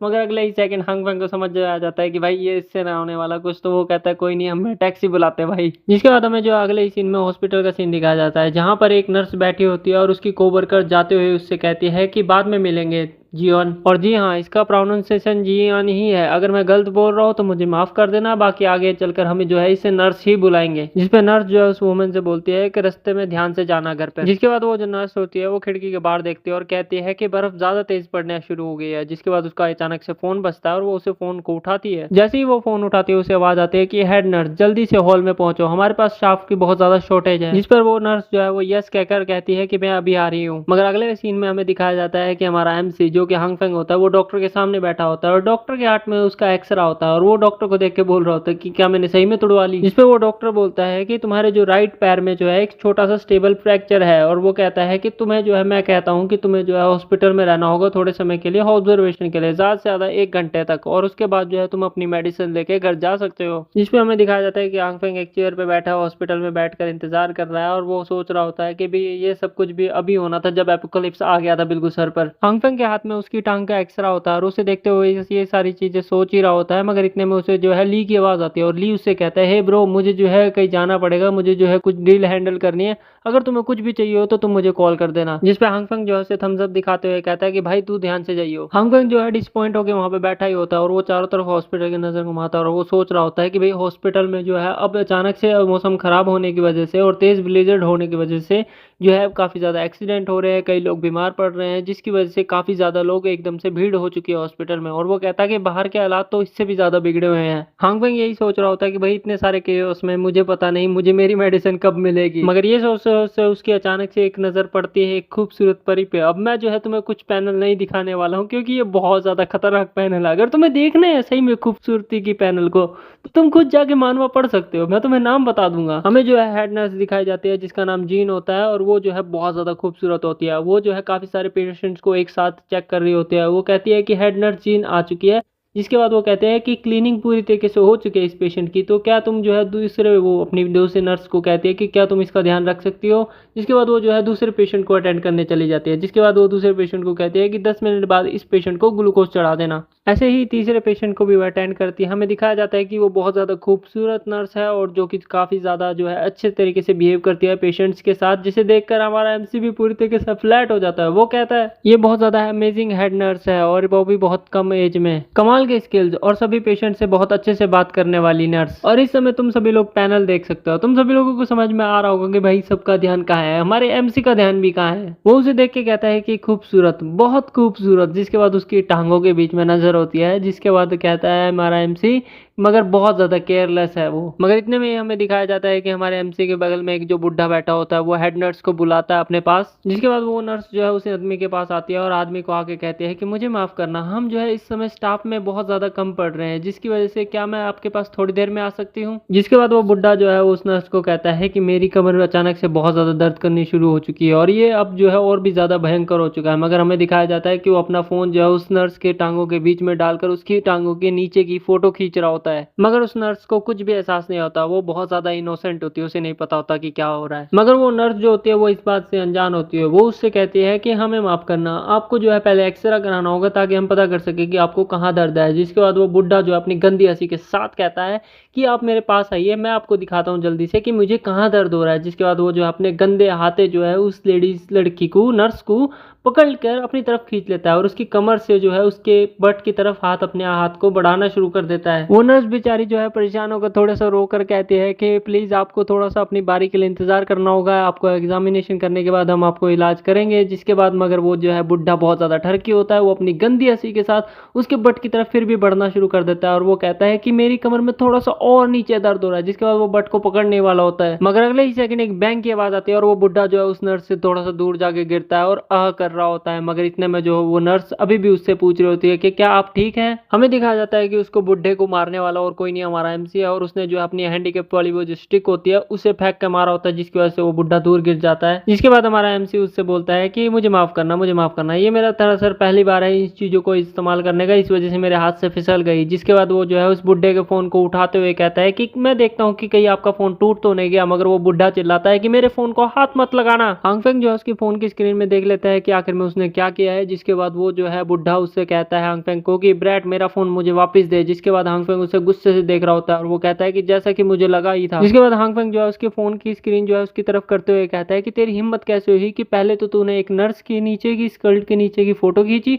और फिर उसे मोलेस्ट करने की कोशिश की। और फिर हांगफेंग उससे कहता है कि मुझे एक अच्छा रीजन दे कि भैया मैं जो है अभी सिक्योरिटी वालों को ना बुलाऊं और उनसे ये सारी चीजें दिखाकर तुझे पुलिस के पास एस्कॉर्ट ना करवाऊं, और उसके बाद वो जो तेरी कमर की सर्विस करेंगे उसमें शायद तेरी कमर की सर्विस होने के बाद तू बहुत बढ़िया तरीके से दौड़ेगा। जिसके बाद हांगफेंग उससे ये भी कहता है कि फटाफट से निकल ले और मुझे यहाँ पर दोबारा दिख मत जाइयो। और जिसके बाद वो जो है बुड्ढा कुछ बोल नहीं पा रहा होता, मगर हांग फेंग उसके मुंह पे बोलता है कि देख मैं तुझे तेरा फोन भी वापस नहीं दूंगा, अगर मुझे जो है तुम्हारा तेरा ये क्रीपी फेस दोबारा कहीं दिख गया तो मैं जो है सीधा जो है इस चीज को जो है इंटरनेट पे डाल दूंगा। जिसके बाद उस बुड्ढे के पास बोलने के लिए कुछ नहीं बचता और वो वहां से भागता हुआ कहता है डैम इट। और जिसके बाद वो नर्स जो है उसे कहती है रुको जरा, कहाँ जा रहे हो। उसे भागता हुआ देख वो नर्स जो है बोलती है कि भैया अभी तो ये बुड्ढा कह रहा था कि भैया इसकी कमर में दर्द है और अब जो है इतनी तेजी से भाग गया बाहर। नर्स की ये बात सुनकर जो है हांग फेंग अपने मन में बोलता है कि भैया क्या इस दुनिया में इतने सीधे लोग भी बचे हैं क्या। हांग फेंग जो है उस नर्स को सारी सच्चाई बताता है कि कैसे वो बुड्ढा जो है वो क्या कर रहा था कि भैया उसकी स्कर्ट के नीचे की वीडियो बना रहा था। वो जो नर्स होती है वो इन सारी चीजों को सुनकर हैरान हो रही होती है और कहती है कि कैसे मैंने कैसे नोटिस नहीं किया। हांग फेंग जो है उस बुड्ढे का फोन जो है नर्स की तरफ कर देते हुए कहता है कि भैया अब तुम डिसाइड करो कि तुम्हें इसे डिलीट करना है या फिर पुलिस को बताना है ये सारा कुछ, और आगे से जो है तुम इस चीजों के बारे में ध्यान रखना ताकि तुम्हारा कोई भी परवर्ट एडवांटेज ना ले सके। वो नर्स जो है उस बुड्ढे का फोन ले लेती है और हैंग फेंग को थैंक यू करती है और थैंक यू करते हुए पूछती है कि क्या तुम्हारा एंकल इंजर्ड नहीं था। और ये बात सुनकर हमारे एमसी को याद आता है कि भैया उसकी टांग तो टूटी पड़ी है और वो देखता है कि वो टूटी टांग पे खड़ा है, जिसके बाद उसकी चीख निकल जाती है। हीरो बनने के चक्कर में हमारा एमसी भूल ही गया कि उसकी टांग टूटी पड़ी है। एड्रेनलिन बूस्ट की वजह से कुछ समय तक खड़ा तो हो गया, मगर जल्दी उसे दर्द का भी एहसास हो गया कि भैया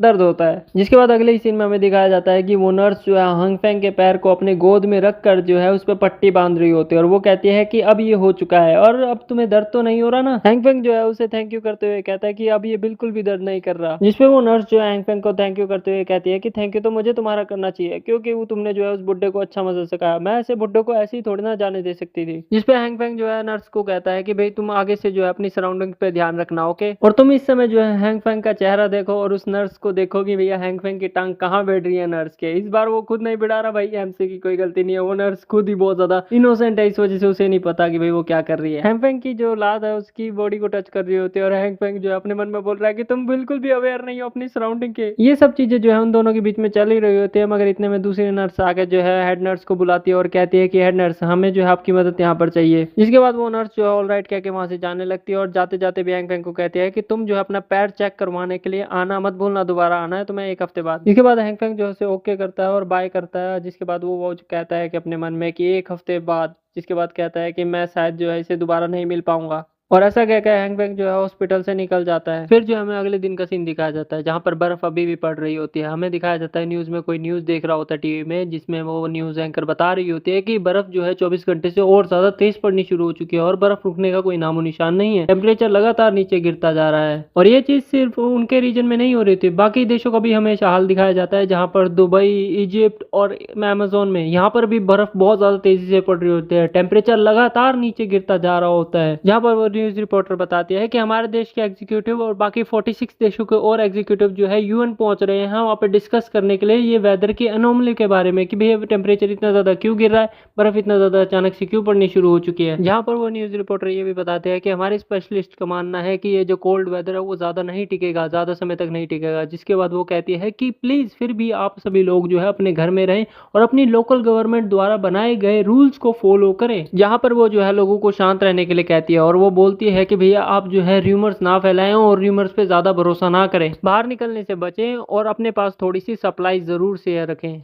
और ये कहते हुए हमें हांग फेंग का घर दिखाया जाता है जहाँ पर हीटर आराम से चल रहा होता है और वो अपना सोफे पे बैठकर अपना आराम से रेड वाइन पी रहा होता है। और वो न्यूज रिपोर्टर टीवी में बोलती है कि भैया ये मुसीबत जल्द ही टल जाएगी। जहाँ पर हमें जो हांग फेंग दिखाया जाता है जो कि अपने सोफे पे बैठ के रेड वाइन पी रहा होता है और वो पीते पीते यही सोच रहा होता है कि टिपिकल गवर्नमेंट नहीं चाहती कि हमें सच पता चले और वो ये नहीं चाहते कि भैया हम जो पैनिक हो, और इस वजह से वो सारे झूठ बोल रहे हैं। जिसके बाद वो ये भी कहता कि अगर मैं मर के दोबारा से जिंदा ना होता तो शायद मैं भी इस चीज पे भरोसा कर लेता। और ये कहते हुए हमें जो हांग फेंग का घर दिखाया जाता है जिसमें उसने पता नहीं क्या क्या इकट्ठा कर रखा होता है, सिलेंडर्स, पानी की बोतलें, खाने पीने का सामान और बहुत कुछ इकट्ठा कर रखा होता है। वो ये कह रहा होता है कि इस बार नहीं, इस बार बिल्कुल नहीं, इस बार मैं तैयार हूँ। जिसके बाद वो ये भी कहता है कि मैं सप्लाई से पूरी तरीके से स्टॉक हूँ, मैंने अपने घर को रीफोर्स करवा लिखा है, यानी कि मजबूत करवा लिया है पहले से ज्यादा भी, और मेरा हीटिंग सिस्टम भी बहुत बढ़िया तरीके से काम कर रहा है नए वाला। वो अपनी रेड वाइन की एक सिप लेते हुए यही सोच रहा होता है कि भैया अब सब कुछ तैयार है, मुझे किसी और चीज की फिक्र करने की जरूरत नहीं अभी के लिए, सर्वाइवल के लिए। जिसके बाद हांग फेंग को अपने फोन की जो नोटिफिकेशन की आवाज आनी शुरू हो जाती है और उसे पता चलता है जो उसकी सोसाइटी का ग्रुप है वो जो है बिल्कुल फट पड़ा है। उसके अंदर लोग कमेंट कर रहे हैं, जहां पर लोग कमेंट कर रहे हैं कि भाई बर्फ पड़ रही है इजिप्ट में, कोई कह रहा है कि भाई बर्फ बहुत ज्यादा है और भाई मैं बाहर नहीं जा पा रहा हूँ। कोई कह रहा है कि भैया मैंने जुलाई में कभी भी बर्फ पड़ते हुए नहीं देखा है। जिसके बाद एक और भी कहता है कि भैया मेरी कार पूरी तरीके से बर्फ में कवर हो चुकी है। जिसके बाद एक और इंसान लिखता है कि भाई बॉस ने कहा है कि घर से काम करो क्योंकि बाहर बहुत ज्यादा बर्फ पड़ रही है, तुम ऑफिस नहीं आ पाओगे। जिसके बाद एक और इंसान लिखता है कि मैं जो है जिसके बाद एक और इंसान लिखता है कि बाहर का टेम्परेचर बहुत ज्यादा बिगड़ चुका है, क्योंकि बाहर का टेम्परेचर जो है इस समय -15 डिग्री से भी नीचे जा चुका है। जिसके बाद एक और इंसान लिखता है कि भैया सभी लोग मेरी बात पे ध्यान दें, ये जो स्नोफॉल हो रही है बाहर, ये वेदर जो है नॉर्मल नहीं है, ये जो हमारे अर्थ के अंदर कुछ गड़बड़ हो रही है उसकी वजह से हो रही है ऐसा। जिसके बाद वो पर्सन दोबारा से लिखता है कि भैया ये कोई आम तूफान नहीं है। जिसके बाद वो पर्सन दोबारा से ये लिखता है कि भैया जो आइस एज एपोक्लिप्स है वो शुरू हो चुका है। जिसके बाद ये सुनने के बाद तो भाई हमारे एमसी का भी दिमाग खुल जाता है।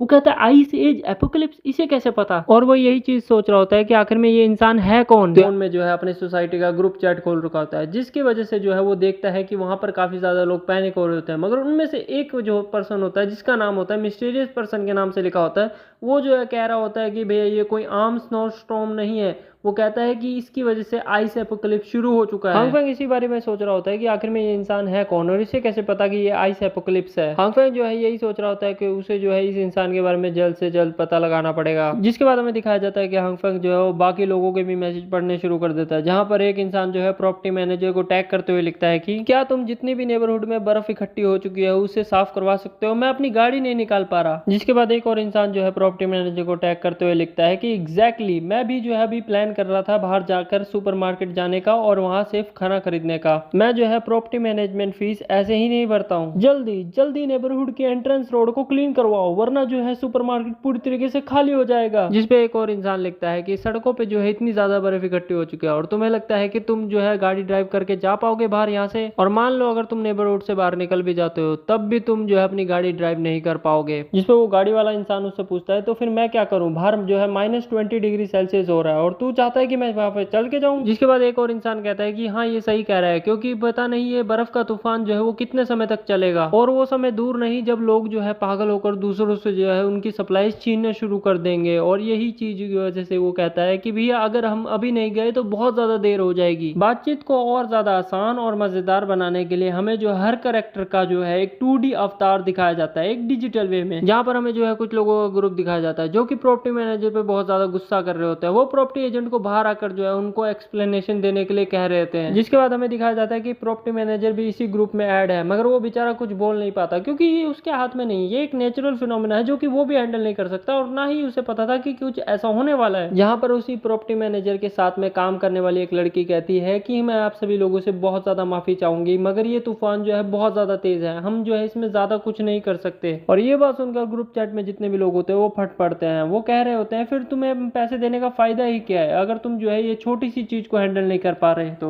जिसके बाद जितने भी लोग होते हैं वो कह रहे होते हैं कि भैया प्रॉपर्टी मैनेजर हमारे पैसे वापस करो, हमें हम जो तुम्हें फीस देते हैं हमें वो वापस करो, रिफंड करो। जिसके बाद हमें हमारा बॉय हांगफेंग दिखाया जाता है जो कि अपने 2D बिल्ली वाले अवतार में होता है और वो यही चीज सोच रहा होता है कि इस फाइट का कोई मतलब ही नहीं है, जो कि क्योंकि बर्फ का जो तूफान है वो कोई आम चीज नहीं है जिससे इंसान आराम से डील कर सके। जिसके बाद हमें एक आवाज आती है कि स्टॉप फाइटिंग, जहां पर जो है सारे लोगों की नजर उस पर चली जाती है, उस इंसान पे, जिस पर हमें जो है ये चश्मा पहना हुआ जैंग नाम का इंसान दिखाया जाता है जो कि अपनी बिल्ली के अवतार में आ रहा होता है। वो कहता है कि ये जो बर्फ का तूफान है वो बहुत ज्यादा तेज है, अगर हम जो है नेबरहुड की सारी बर्फ हटा भी दे तो ये कुछ घंटों में दोबारा से इकट्ठी हो जाएगी, और लड़ने की बजाय अगर हम सभी लोग जो है नीचे जाकर सारी बर्फ हटाने का काम एक साथ मिलकर करते तो हम जो है पहले ही कब के बाहर निकल चुके होते बिल्डिंग से। और जो ये प्रॉपर्टी मैनेजर वाले लोग हैं ये जो है ये भी ह्यूमन ही है और ये कुछ भी नहीं कर सकते नेचुरल डिजास्टर के सामने, और तुम सभी लोग अपना गुस्सा जो है उन पे निकाल रहे हो। और इसकी ये बात सुनकर लोग जो है ये कहना शुरू कर देते कि भाई तू है कौन जो कि हमारे को लेक्चर दे रहा है, तू क्या ओनर है जो कि प्रॉपर्टी मैनेजर की तरफ से हमारे को सफाई दे रहा है ये। जहां पर लोग जो है इस बात को सुनकर ये कहना शुरू कर देते हैं कि क्या तू भी प्रॉपर्टी मैनेजर के साथ है, इसका मतलब है। और सभी लोगों की ये बात सुनकर वो जो है उन सभी लोगों को रिप्लाई करता है और कहता है कि सभी लोग मैं जो है तुम सभी लोगों को जो है प्रॉपर्टी मैनेजर की तरफ से ये चीज सफाई नहीं दे रहा हूँ, मैं बस तुम्हें इतना कह रहा हूँ कि हमारा जो मकसद है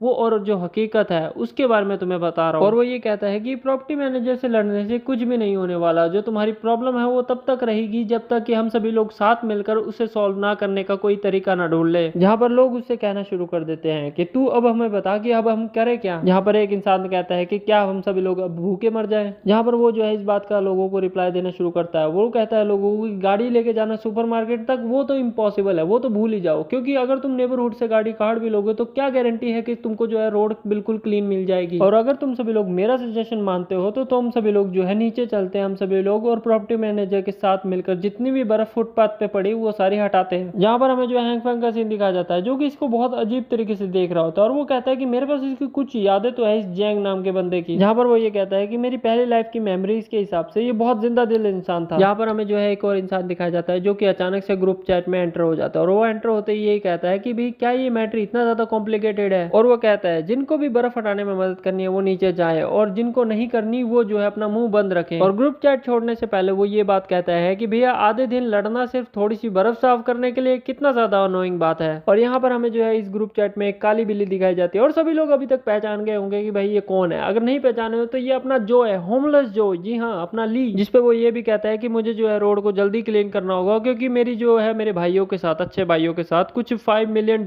की डील है जिसके ऊपर मुझे उसे डिस्कस करना है उनके साथ। जिसपे हमारा हैंग फैंग जो है इस इंसान को पहचान लेता है और कहता है कि इस तरीके से बोलने वाले इंसान को शायद मैं जानता हूँ। जहाँ पर इन लोगों को जाता हुआ देख दूसरे लोग भी कहना शुरू कर देते हैं कि मैं भी जाऊंगा। जहाँ पर एक इंसान कहता है कि मैं भी जाऊंगा क्योंकि मेरे पास खाना खत्म हो गया, मुझे जो है कुछ दिन का और खाना खरीदना है। और तुम सभी लोग जो है इस इंसान को तो पहचान ही गए होगे, अगर नहीं पहचाना तो मैं तुम्हें बता दूं कि ये हमारी हेड नर्स है जिसे देखकर हमारा हैंग फैंग फैल गया था। और वो कहती है कि मैं भी मदद करूंगी भले ही चाहे मेरी ताकत थोड़ी सी कम हो इस चीज के लिए। इसके बाद हमें जो है एक और लड़की दिखाई जाती है जिसे देखकर तुम सभी लोग पहचाने गए होगे, अगर नहीं पहचाना तो मैं तुम्हें बता दूं कि ये हियोना है जो कि कह रही होती है कि मुझे जो है मेरी तबीयत 2 दिन से खराब है, मुझे फ्लू है। मगर जैसे ब्रदर जैंग ने एक्सप्लेन किया है उस हिसाब से तो मैं भी जाना चाहूंगी। जिसपे हमें जो है हैंग फैंग का रिएक्शन दिखाया जाता है जो कि देख के यही कह रहा होता है कि क्या ये भी जाएगी अब। जहाँ पर हियोना की ये बात सुनकर कई सारे लड़के आगे आ जाते हैं और हियोना को कहते हैं कि भाई यहाँ पर इतने सारे लड़के हैं और हम हियोना को जाने देंगे, ऐसा नहीं हो सकता। वो कहते हैं कि हियोना तुम अपने घर पे रहो और आराम करो, हम सभी लोग कर लेंगे इस काम को। इसके बाद वो सभी लोग जो है हियोना को घेर लेते हैं और वो हियोना जो है वो सबका थैंक यू करती है और कहती है कि तुम सभी लोग कितने ज्यादा केयरिंग हो और तुम सभी लोग मेरे लिए इतने ज्यादा मुश्किल उठा रहे हो। जिसके बाद हमें दिखाया जाता है कि हैंग फैंग जो है वो ग्रुप से बाहर आ चुका है और वो ये कहता है कि हियोना को रिग्रेट करना चाहिए इस एक्ट को प्ले करने के लिए, मगर उसने जो है बहुत अच्छे तरीके से एक्टिंग की है। और ये बात कहते हुए हैंग फैंग को गुस्सा आ रहा होता है। मगर इतने ही हैंग फैंग के फोन में एक मैसेज आता है जिसे ओपन करके देखता है तो वो किसका होता है, हियोना का। जिसपे हमें जो है हियोना का मैसेज दिखाया जाता है जो कि कह रही होती है हैंग फैंग को कि तुम जो है काफी दिनों से काफी ज्यादा बिजी चल रहे थे, तुमने कहा था कि तुम मुझसे कांटेक्ट करोगे, मैं तुम्हारा जो है वो ऑफिस में से इंतजार कर रही हूँ। और इसके बाद वो लिखती है हैंग फैंग को कि भैया अगर तुम मुझसे मिलने आ रहे हो तो तुम जो है सुपरमार्केट से कुछ मेरे लिए खाने के लिए ले आना और ज्यादा खरीद के लाना, मैं तुम्हारा इंतजार कर रही हूँ। और नीचे बाय लिखकर जो है हमें दिखाया जाता है कि एक नीचे फोटो भी भेजी है उसने और फोटो तुम सभी लोगों के सामने है। मैं तुम्हें ज्यादा चीजें एक्सप्लेन नहीं करूंगा कि वो कैसे अपने बेड पे बैठी है। जिसे देखकर हैंग फैंग कहता है कि बाहर का मौसम इतना ज्यादा ठंडा है फिर भी वो जो है इतने कम कपड़े पहन के बैठी है सिर्फ मुझे सेड्यूस करने के लिए। जिसे देखकर वो ये भी कहता है कि ये तो सही में मेहनत करी है ताकि मैं जो है इसके लिए खाना खरीद के लेके आऊँ इसके घर पे। और ये बात बोलते हुए हैंग फैंग सोच ही रहा होता है कि भाई इसे अब रिप्लाई क्या दूं। जिसके बाद उसे जो है तुरंत याद आता है कि उसकी एक टांग टूटी पड़ी है तो उसकी टांग की फोटो खींच के भेज देता है। और हियोना भाई बहुत ज्यादा गुस्से में आ जाती है, वो जो है अपने फोन को पैर से कुचलते हुए बोलती है तू बेवकूफ इंसान हैंग फैंग, तू इंतजार कर। जिसके बाद हमें हैंग फैंग की मन की आवाज सुनाई जाती है जो कि अपने फोन में लड़कियों की जो है रील्स या फिर शॉर्ट वीडियोस देख रहा होता है। और वो सोच रहा होता है अपने दिमाग में कि ये तीसरा दिन है जब से बर्फ पड़नी शुरू हो चुकी है और वो कहता है कि भैया तब से जो है टेम्परेचर -20 डिग्री से भी नीचे जा चुका है। और वो यही सोच रहा होता है कि एपोकलिप्स के स्टार्टिंग दिनों में जो है बिल्डिंग का सेंट्रल हीटिंग सिस्टम जो है वो काम करता रहेगा और अभी हमारे पास इंटरनेट भी है, लोग जो है वो काम कर रहे हैं जो कि वो करते हैं डेली लाइफ, जैसे कि यूज करना फोन को, वो सब कुछ कर रहे हैं, गेम खेलना। मगर मैं जो है फोन में लड़कियों की वीडियोस को स्क्रॉल करने के सिवा कुछ और नहीं कर सकता हूँ। और तुम सभी लोग देख सकते हो कि भाई इसके फीड में किस तरीके की वीडियोस आ रही है। मैं इसके बारे में ज्यादा एक्सप्लेन नहीं करूंगा तुम सभी लोगों को। जिसके बाद वो कहता है कि एपोकलिप्स स्टार्ट हुई ये दूसरा दिन ही हुआ है और एपोकलिप्स में सबसे बड़ी प्रॉब्लम मुझे लगता है कि भाई ये है कि वो लोनलीनेस को कैसे इंड्योर करेगा। जिसके बाद हैंग फैंग जो अपने पैर की तरफ देख के यही बोल रहा होता है कि भाई मेरा पैर भी कुछ खास अच्छा नहीं कर रहा, एक टूटी हुई हड्डी को जुड़ने में लगभग कुछ महीने लग जाते हैं। जिसके बाद वो ये सोचते हुए कहता है कि चलो छोड़ो यार, चलो वीडियो ही वापस देखना शुरू कर देते हैं। जहाँ पर वो जो है एक डॉक्टर को एक पेशेंट का इलाज करते हुए देखता है जिसके चारों ओर खून खून लगा होता है। हमें बताया जाता है कि इस इंसान ने जो है अपनी बिल्डिंग के 15th फ्लोर से जंप कर दिया और उसके बाद जो है काफ़ी ज़्यादा घायल हो जाता है, मरने की हालत में होता है लगभग। मगर उसके बाद भी वो देखते हैं डॉक्टर कि भाई कैसे उसके इंटरनल ऑर्गन्स और उसकी बोन्स जो है वापस से रीजनरेट होनी शुरू हो जाती है। और वीडियो के लास्ट में ये बोला जाता है कि क्या ये सच है या फिर ये झूठ है, ये जानने के लिए आपको फॉलो करना होगा और हमारे अगले हफ्ते जो वीडियो आएगी उसका इंतजार करना होगा। जिसपे जो है हांगफेंग इस चीज को देखने के बाद कहता है सही बात है, ये आइडिया मेरे दिमाग में क्यों नहीं आया। जिसके बाद हांगफेंग जो है अपने ग्रीन लाइट को एक्टिवेट कर जो है अपने पैर को हील करना शुरू कर देता है। जिसके बाद उसे लगता है कि भाई हीलिंग पे बात नहीं बन रही है क्योंकि वो कम एनर्जी लगा रहा है, तो वो जो है अपनी पावर आउटपुट को और ज्यादा बढ़ा देता है, मगर उससे भी कुछ खास फर्क नहीं पड़ता। जिसके बाद वो जो है हार मानकर अपने सोफे पे वापस लेट जाता है और वो यही सोच रहा होता है कि मैं कुछ इस चीज के बारे में ज्यादा ही सोच रहा था, मुझे लगा था कि मेरी ग्रीन एनर्जी जो है मेरी इंजरी को बहुत तेजी से ठीक कर देगी, मगर वैसा कुछ भी नहीं होता। हांगफेंग बोर तो हो रहा होता है, तो इस वजह से जो है उसे नींद आनी शुरू हो जाती है और वो जो है सो जाता है। सोने के तुरंत बाद जो है वो एक अलग ही दुनिया में पहुंच जाता है जहां पर बकरियों के सिर भाई उड़ रहे होते हैं, उनके पंख होते हैं भाई, और वो जो है भेड़ के ऊपर बैठा होता है। उसकी आउटफिट देख सकते हो तुम सभी लोग, मैं एक्सप्लेन नहीं करूंगा। और वो कहता है कि ये टाइम है भेड़ों को चलने का। में दिखाया जाता है हांगफेंग जिस गोट पे बैठा होता है वो बहुत ज़्यादा तेज़ी से दौड़ना शुरू कर देती है और उसके पीछे पीछे जो है बहुत सारी गोट और भी ज़्यादा दौड़ रही होती है। उसके सर के ऊपर कई सारी भेड़ों के सर उड़ रहे होते हैं। ये बहुत ज़्यादा वियर्ड सपना होता है, मगर हांगफेंग तो इस चीज़ को पूरा एंजॉय कर रहा होता है। उसके हाथ में एक विप टाइप में कुछ चीज़ होती है जिसे जो है वो अपने सर के ऊपर लहरा रहा होता है खुशी से, मगर शायद भेड़ को वो बात ज़्यादा पसंद नहीं आती है और गोट जो है उसे गुस्से में आकर ऊपर उछाल देती है। जिसके बाद जो है हांगफेंग जमीन पे जोर से गिरता है और उसके पैर में वापस चोट लग जाती है, उसका एंकल मुड़ जाता है। हांगफेंग जो है अपने दर्द से कर्रा ही रहा होता है, मगर इतने में उसके पास एक गोट आ जाती है और वो जो है उसका पैर चाटना शुरू कर देती है। हांगफेंग जो है उसको दूर हटाने की कोशिश करता है, जिसकी वजह से उसको भी गुस्सा आ जाता है, उस भेड़ को भी। वो गोट जो है हांगफेंग के उस पैर में अपनी जीभ लपेट देती है जिसमें उसे चोट लगी होती है और उसके उस पैर को जो है हवा में उठा देती है थोड़ा सा ज्यादा, जिसे देखकर हांगफेंग भी हैरान हो जाता है कि आखिर में ये गोट उसके साथ कर क्या रही है। मगर अचानक से हमें दिखाया जाता है कि उसकी गोट की भी जीभ पर वही ग्रीन लाइट आ जाती है जिसका इस्तेमाल हांगफेंग करता है। और इस चीज के बाद जो है हांगफेंग की आंख खुल जाती है और वो जाग जाता है और जागते ही वो देखता है कि भाई वो पूरी तरीके से पसीना पसीना हो रखा है और वो हाफ रहा है बहुत ज्यादा तेजी से। जिसके बाद वो अपने मन में सोच रहा होता है कि भाई कितना ज्यादा अजीब और बेकार सपना था। जिसके बाद उसकी नजर उसके पैर पे पड़ती है और वो देखता है कि उसके पैर में से जो कि टूटा हुआ था उसमें से भी ग्रीन लाइट निकल रही है। जिसके अगले ही सेकंड हमें दिखाया जाता है हांगफेंग जो अपनी सारी पट्टियां काट देता है और वो जो है खड़ा होने की कोशिश करता है और जैसे ही वो खड़ा होता है वो देखता है कि उसके पैर में दर्द नहीं हो रहा। और इसके अगले ही सेकंड हमें दिखाया जाता है कि हांगफेंग जो अपने किचन में खड़ा है और वो यही सोच रहा होता है कि क्या जो उसकी ग्रीन लाइट है उसकी इंजरी को तभी हील करेगी जब वो सो रहा होगा। उसके दिमाग में ये आता है कि चलो इसे दोबारा से ट्राई करते हैं और वो जो है अपने घर में से किचन नाइफ लेता है और अपने हाथ को काटने की कोशिश करता है, मगर वो हाथ को नहीं काट पाता। इसकी बजाय वो जो है अपनी उंगली पे एक छोटा सा कट लगाता है। उसकी उंगली से खून आ ही रहा होता है, मगर इतने में जो है उसकी ग्रीन लाइट एक्टिवेट हो जाती है और उसकी चोट को ठीक करना शुरू कर देती है, जिसे देखकर हांगफेंग भी स्माइल करता है। और इस चीज को देखने के बाद वो कहता है कि मैं समझ गया।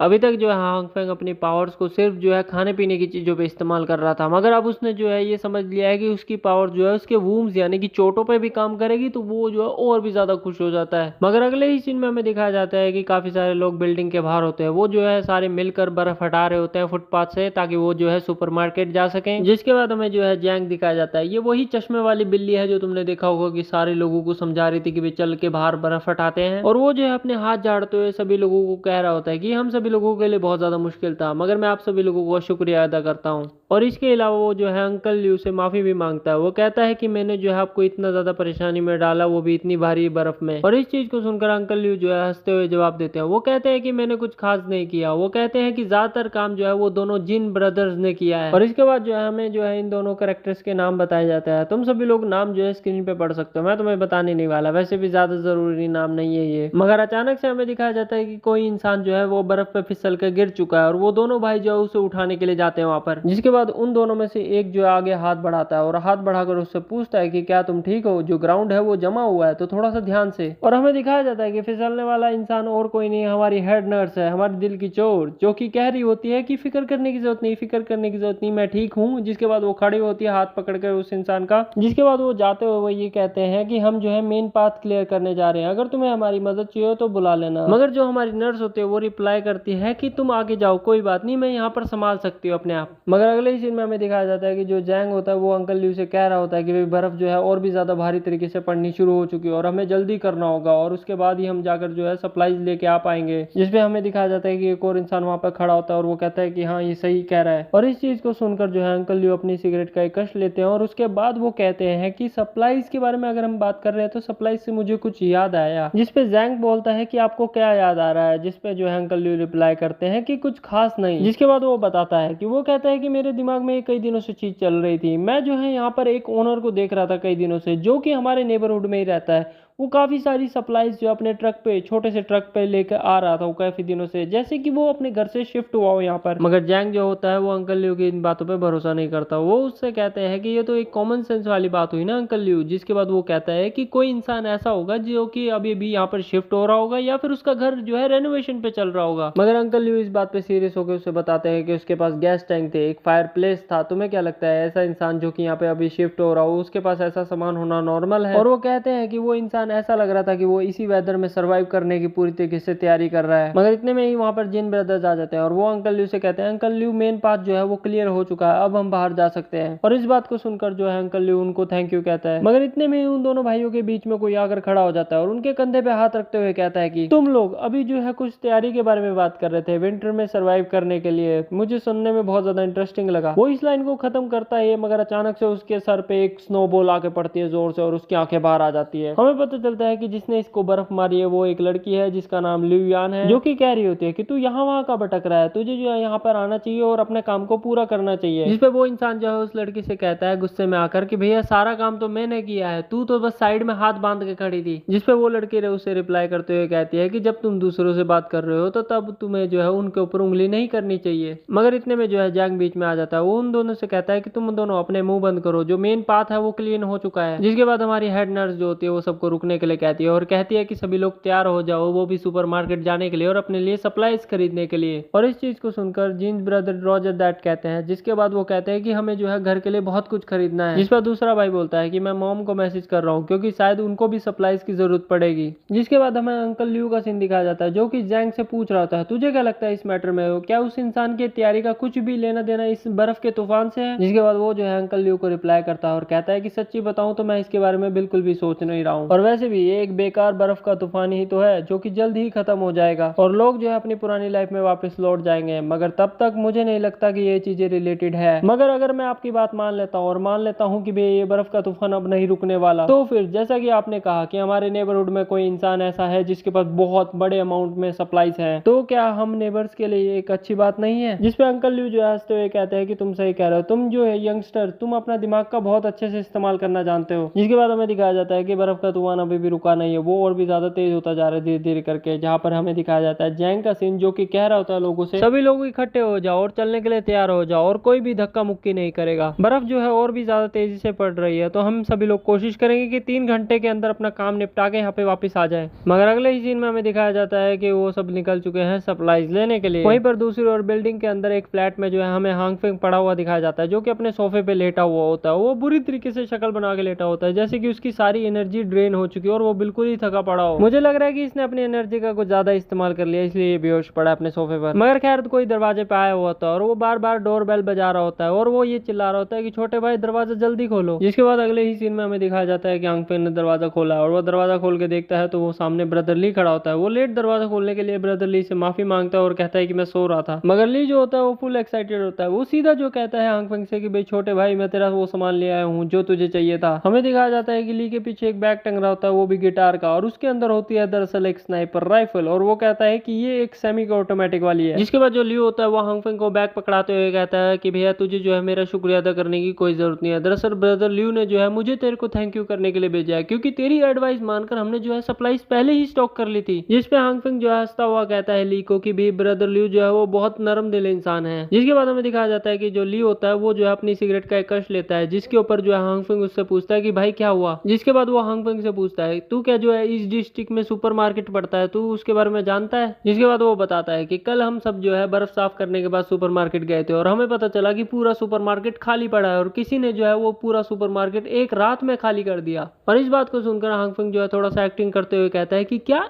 पूरे सुपरमार्केट को खाली कर दिया, वो भी एक रात में। और इस बात को सुनकर हांग फेंग जो है यही सोच रहा होता है कि भैया जो उसकी पिछली लाइफ में हुआ था वो इस लाइफ में भी हो रहा है। जिसके बाद ली जो होता है वो हांग फेंग से बोलता है छोटे भाई ठीक है मैं वापस जा रहा हूँ और जाकर पहले और कपड़े पहनूंगा। जिस पे हांग फेंग भी उसे रिप्लाई करता है ठीक है भाई। और ली के जाते ही हांग फेंग जो है दरवाजा बंद करता है और वो जाते हुए यही सोच रहा होता है कि कोई इतना ज्यादा कैपेबल है कि वो जो है पूरा सुपरमार्केट खाली कर दे, वो भी एक रात में। कौन कर सकता है ऐसा। इसके बाद वो सोचता है कि जो नॉवल कॉमिक्स बुक वगैरह उसने पढ़ी है उनके हिसाब से ऐसे सुपर ह्यूमंस होते हैं जिनके पास एक ऐसी एबिलिटी होती है जो कि अपने डायमेंशन में कुछ भी स्टोर कर सकते हैं। तो क्या सही में कोई ऐसा इंसान है जिसके पास एक ऐसी डायमेंशन टाइप एबिलिटी है। जिसके बाद वो अपनी फिस्ट को टाइट करके जो है अपनी ग्रीन पावर को एक्टिवेट करते हुए कहता है कि ये बहुत ज्यादा अनसेटलिंग बात है। जिसके बाद उसके दिमाग में सिर्फ एक ही चीज चल रही होती है कि उसको जो है अपनी एबिलिटीज को और ज्यादा रिसर्च करना होगा। और वो कहता है कि अगर सही में और भी अदर सुपर ह्यूमन एग्जिस्ट करते हैं तो फिर उसको जो है और भी ज्यादा सावधान रहना होगा। इसके बाद वो कहता है कि जितना अभी तक वो अपनी एबिलिटी को समझता है उसके हिसाब से उसकी एबिलिटी जो है किसी भी तरीके की फूड या सप्लाई के साथ रिएक्ट करती है। वो कहता है कि भाई वो किसी भी चीज की क्वांटिटी या फिर जो है उसका साइज बढ़ा सकती है। जिसके बाद वो जो है एक सोयाबीन को अपने हाथ में उठाता है और उठाते ही सोच रहा होता है कि जो सक्सेस रेट है वो बहुत ही ज्यादा लो है। अगर बात की जाए सोयाबीन की तो 10 सोयाबीन में से सिर्फ एक ही सोयाबीन सही तरीके से ग्रो हो पाती है और मीट कैन उसकी तो प्रोबेबिलिटी बहुत ही ज्यादा है फेल होने की। इसके बाद सोयाबीन को वो अपने हाथ में लेते हुए अपनी ग्रीन लाइट को एक्टिवेट करता है और वो ये सोच रहा होता है कि ऐसा क्यों हो रहा है।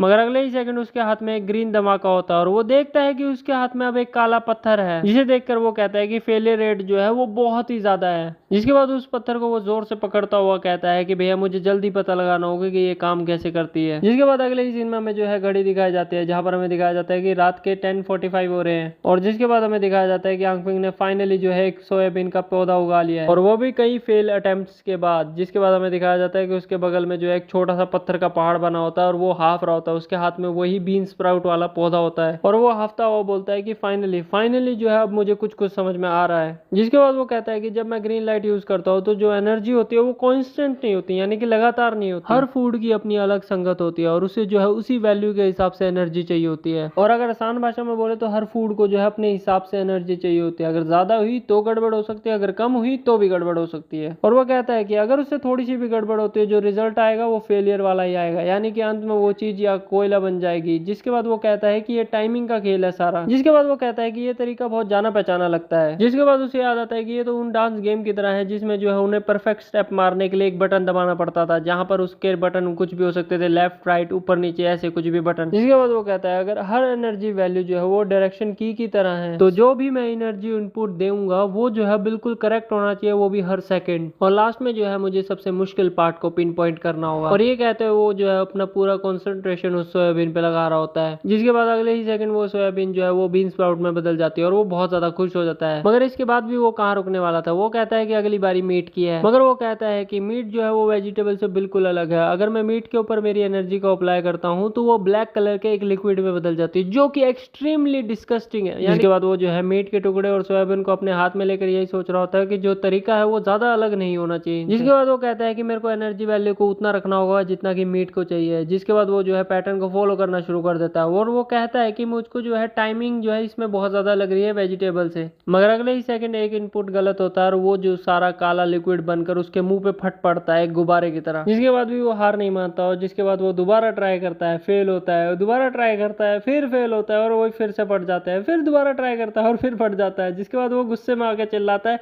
कि भाई इसका डिफिकल्टी लेवल इतना ज्यादा हाई क्यों है। जिसके बाद हमें दिखाया जाता है कि वो काला लिक्विड जो है वो हर जगह फैला हुआ होता है। मगर हमारा एमसी हार मारने को कहा था, उसके हाथ में अभी भी एक मीट का टुकड़ा और एक सोयाबीन होती है। जिसके बाद वो जो है उन दोनों को मिक्स करता है और अपनी ग्रीन एनर्जी और रेड एनर्जी का उन पे इस्तेमाल करता है। और इस बार जो है वो बहुत ज्यादा फोकस कर रहा होता है और इस बार जो है सबसे मुश्किल पार्ट के ऊपर जो है उसकी नजर होती है। और जैसे वो आता है कहता है कि अब। जिसके बाद हमें दिखाया जाता है वो चिकन की लेग जो होती है वो बहुत बड़ी हो चुकी होती है। जिसके बाद वो हाफता हुआ जमीन पे लेट जाता है। मगर इतने में जो है उसे भूख लग जाती है और जमीन पे लेट के वो कहता है कि फाइनली अब मुझे जो है मीट का भी पैटर्न मिल चुका है। जिसके बाद हमें दिखाया जाता है जो बर्फ का तूफान होता है वो और भी ज्यादा तेज होता है और हमारा एमसी जो है वो एक न्यूज देख रहा होता है जहां पर वो कहते हैं कि गुड मॉर्निंग पीपल, जहां पर वो कह रहे थे कि आज की डेट है 17 जुलाई, आज बर्फ पड़ते हुए 3 दिन हो चुके हैं। जिसके बाद वो कहती है कि भाई हमारी जो कंट्री है वो सबसे वर्स्ट स्नो स्टॉर्म का सामना कर रही है इस समय। जिसके बाद वो कहती है कि ज्यादा से ज्यादा लोगों के सर्वाइवल के लिए गवर्नमेंट मुश्किल से मुश्किल कदम उठा रही है। जिसके बाद वो ये भी बताती है कि जिसके बाद वो कहती है कि भारी बर्फ की वजह से इलेक्ट्रिसिटी, ट्रैफिक और साथ में इंटरनेट, ये तीनों जो है धीरे धीरे करके बंद पड़ रहे हैं। हैं, मगर जिसके बाद वो लोगों से विनती भी करती है कि वो जो है घर पे रहे और इंतजार करे सपोर्टिव गाय का जो कि उसे आकर रिपेयर करेगा। जिसके बाद वो बताती है कि गवर्नमेंट भी रिसोर्सेज डिलीवर करवा रही है सबसे मुश्किल हालात वाली जगहों पर। जिसके बाद वो आखिरी में कहती है कि हम लोगों से उम्मीद करते हैं कि लोग अपने घर पे रहेंगे जब तक कि उन्हें कोई खास जरूरी काम न हो, तब तक वो घर से बाहर ना निकले। मगर हांगफिंग तो पूरा मजे में है, वो अंगड़ाई लेते हुए यही सोच रहा होता है कि ये सब कुछ जो है मेरी पिछली लाइफ की तरह ही हो रहा है और जल्द ही सारा सिस्टम कोलैप्स हो जाएगा। मगर अगले ही सेकंड उसे एक डिंग की आवाज आती है और वो देखता है कि उसके फोन में जो है ग्रुप चैट बिल्कुल पूरा फट पड़ा है। ग्रुप में जो है लोग आपस में झगड़ रहे होते हैं, जिसे देखकर हांगफिंग भी हैरान होता है और वो ग्रुप में एंटर कर जाता है।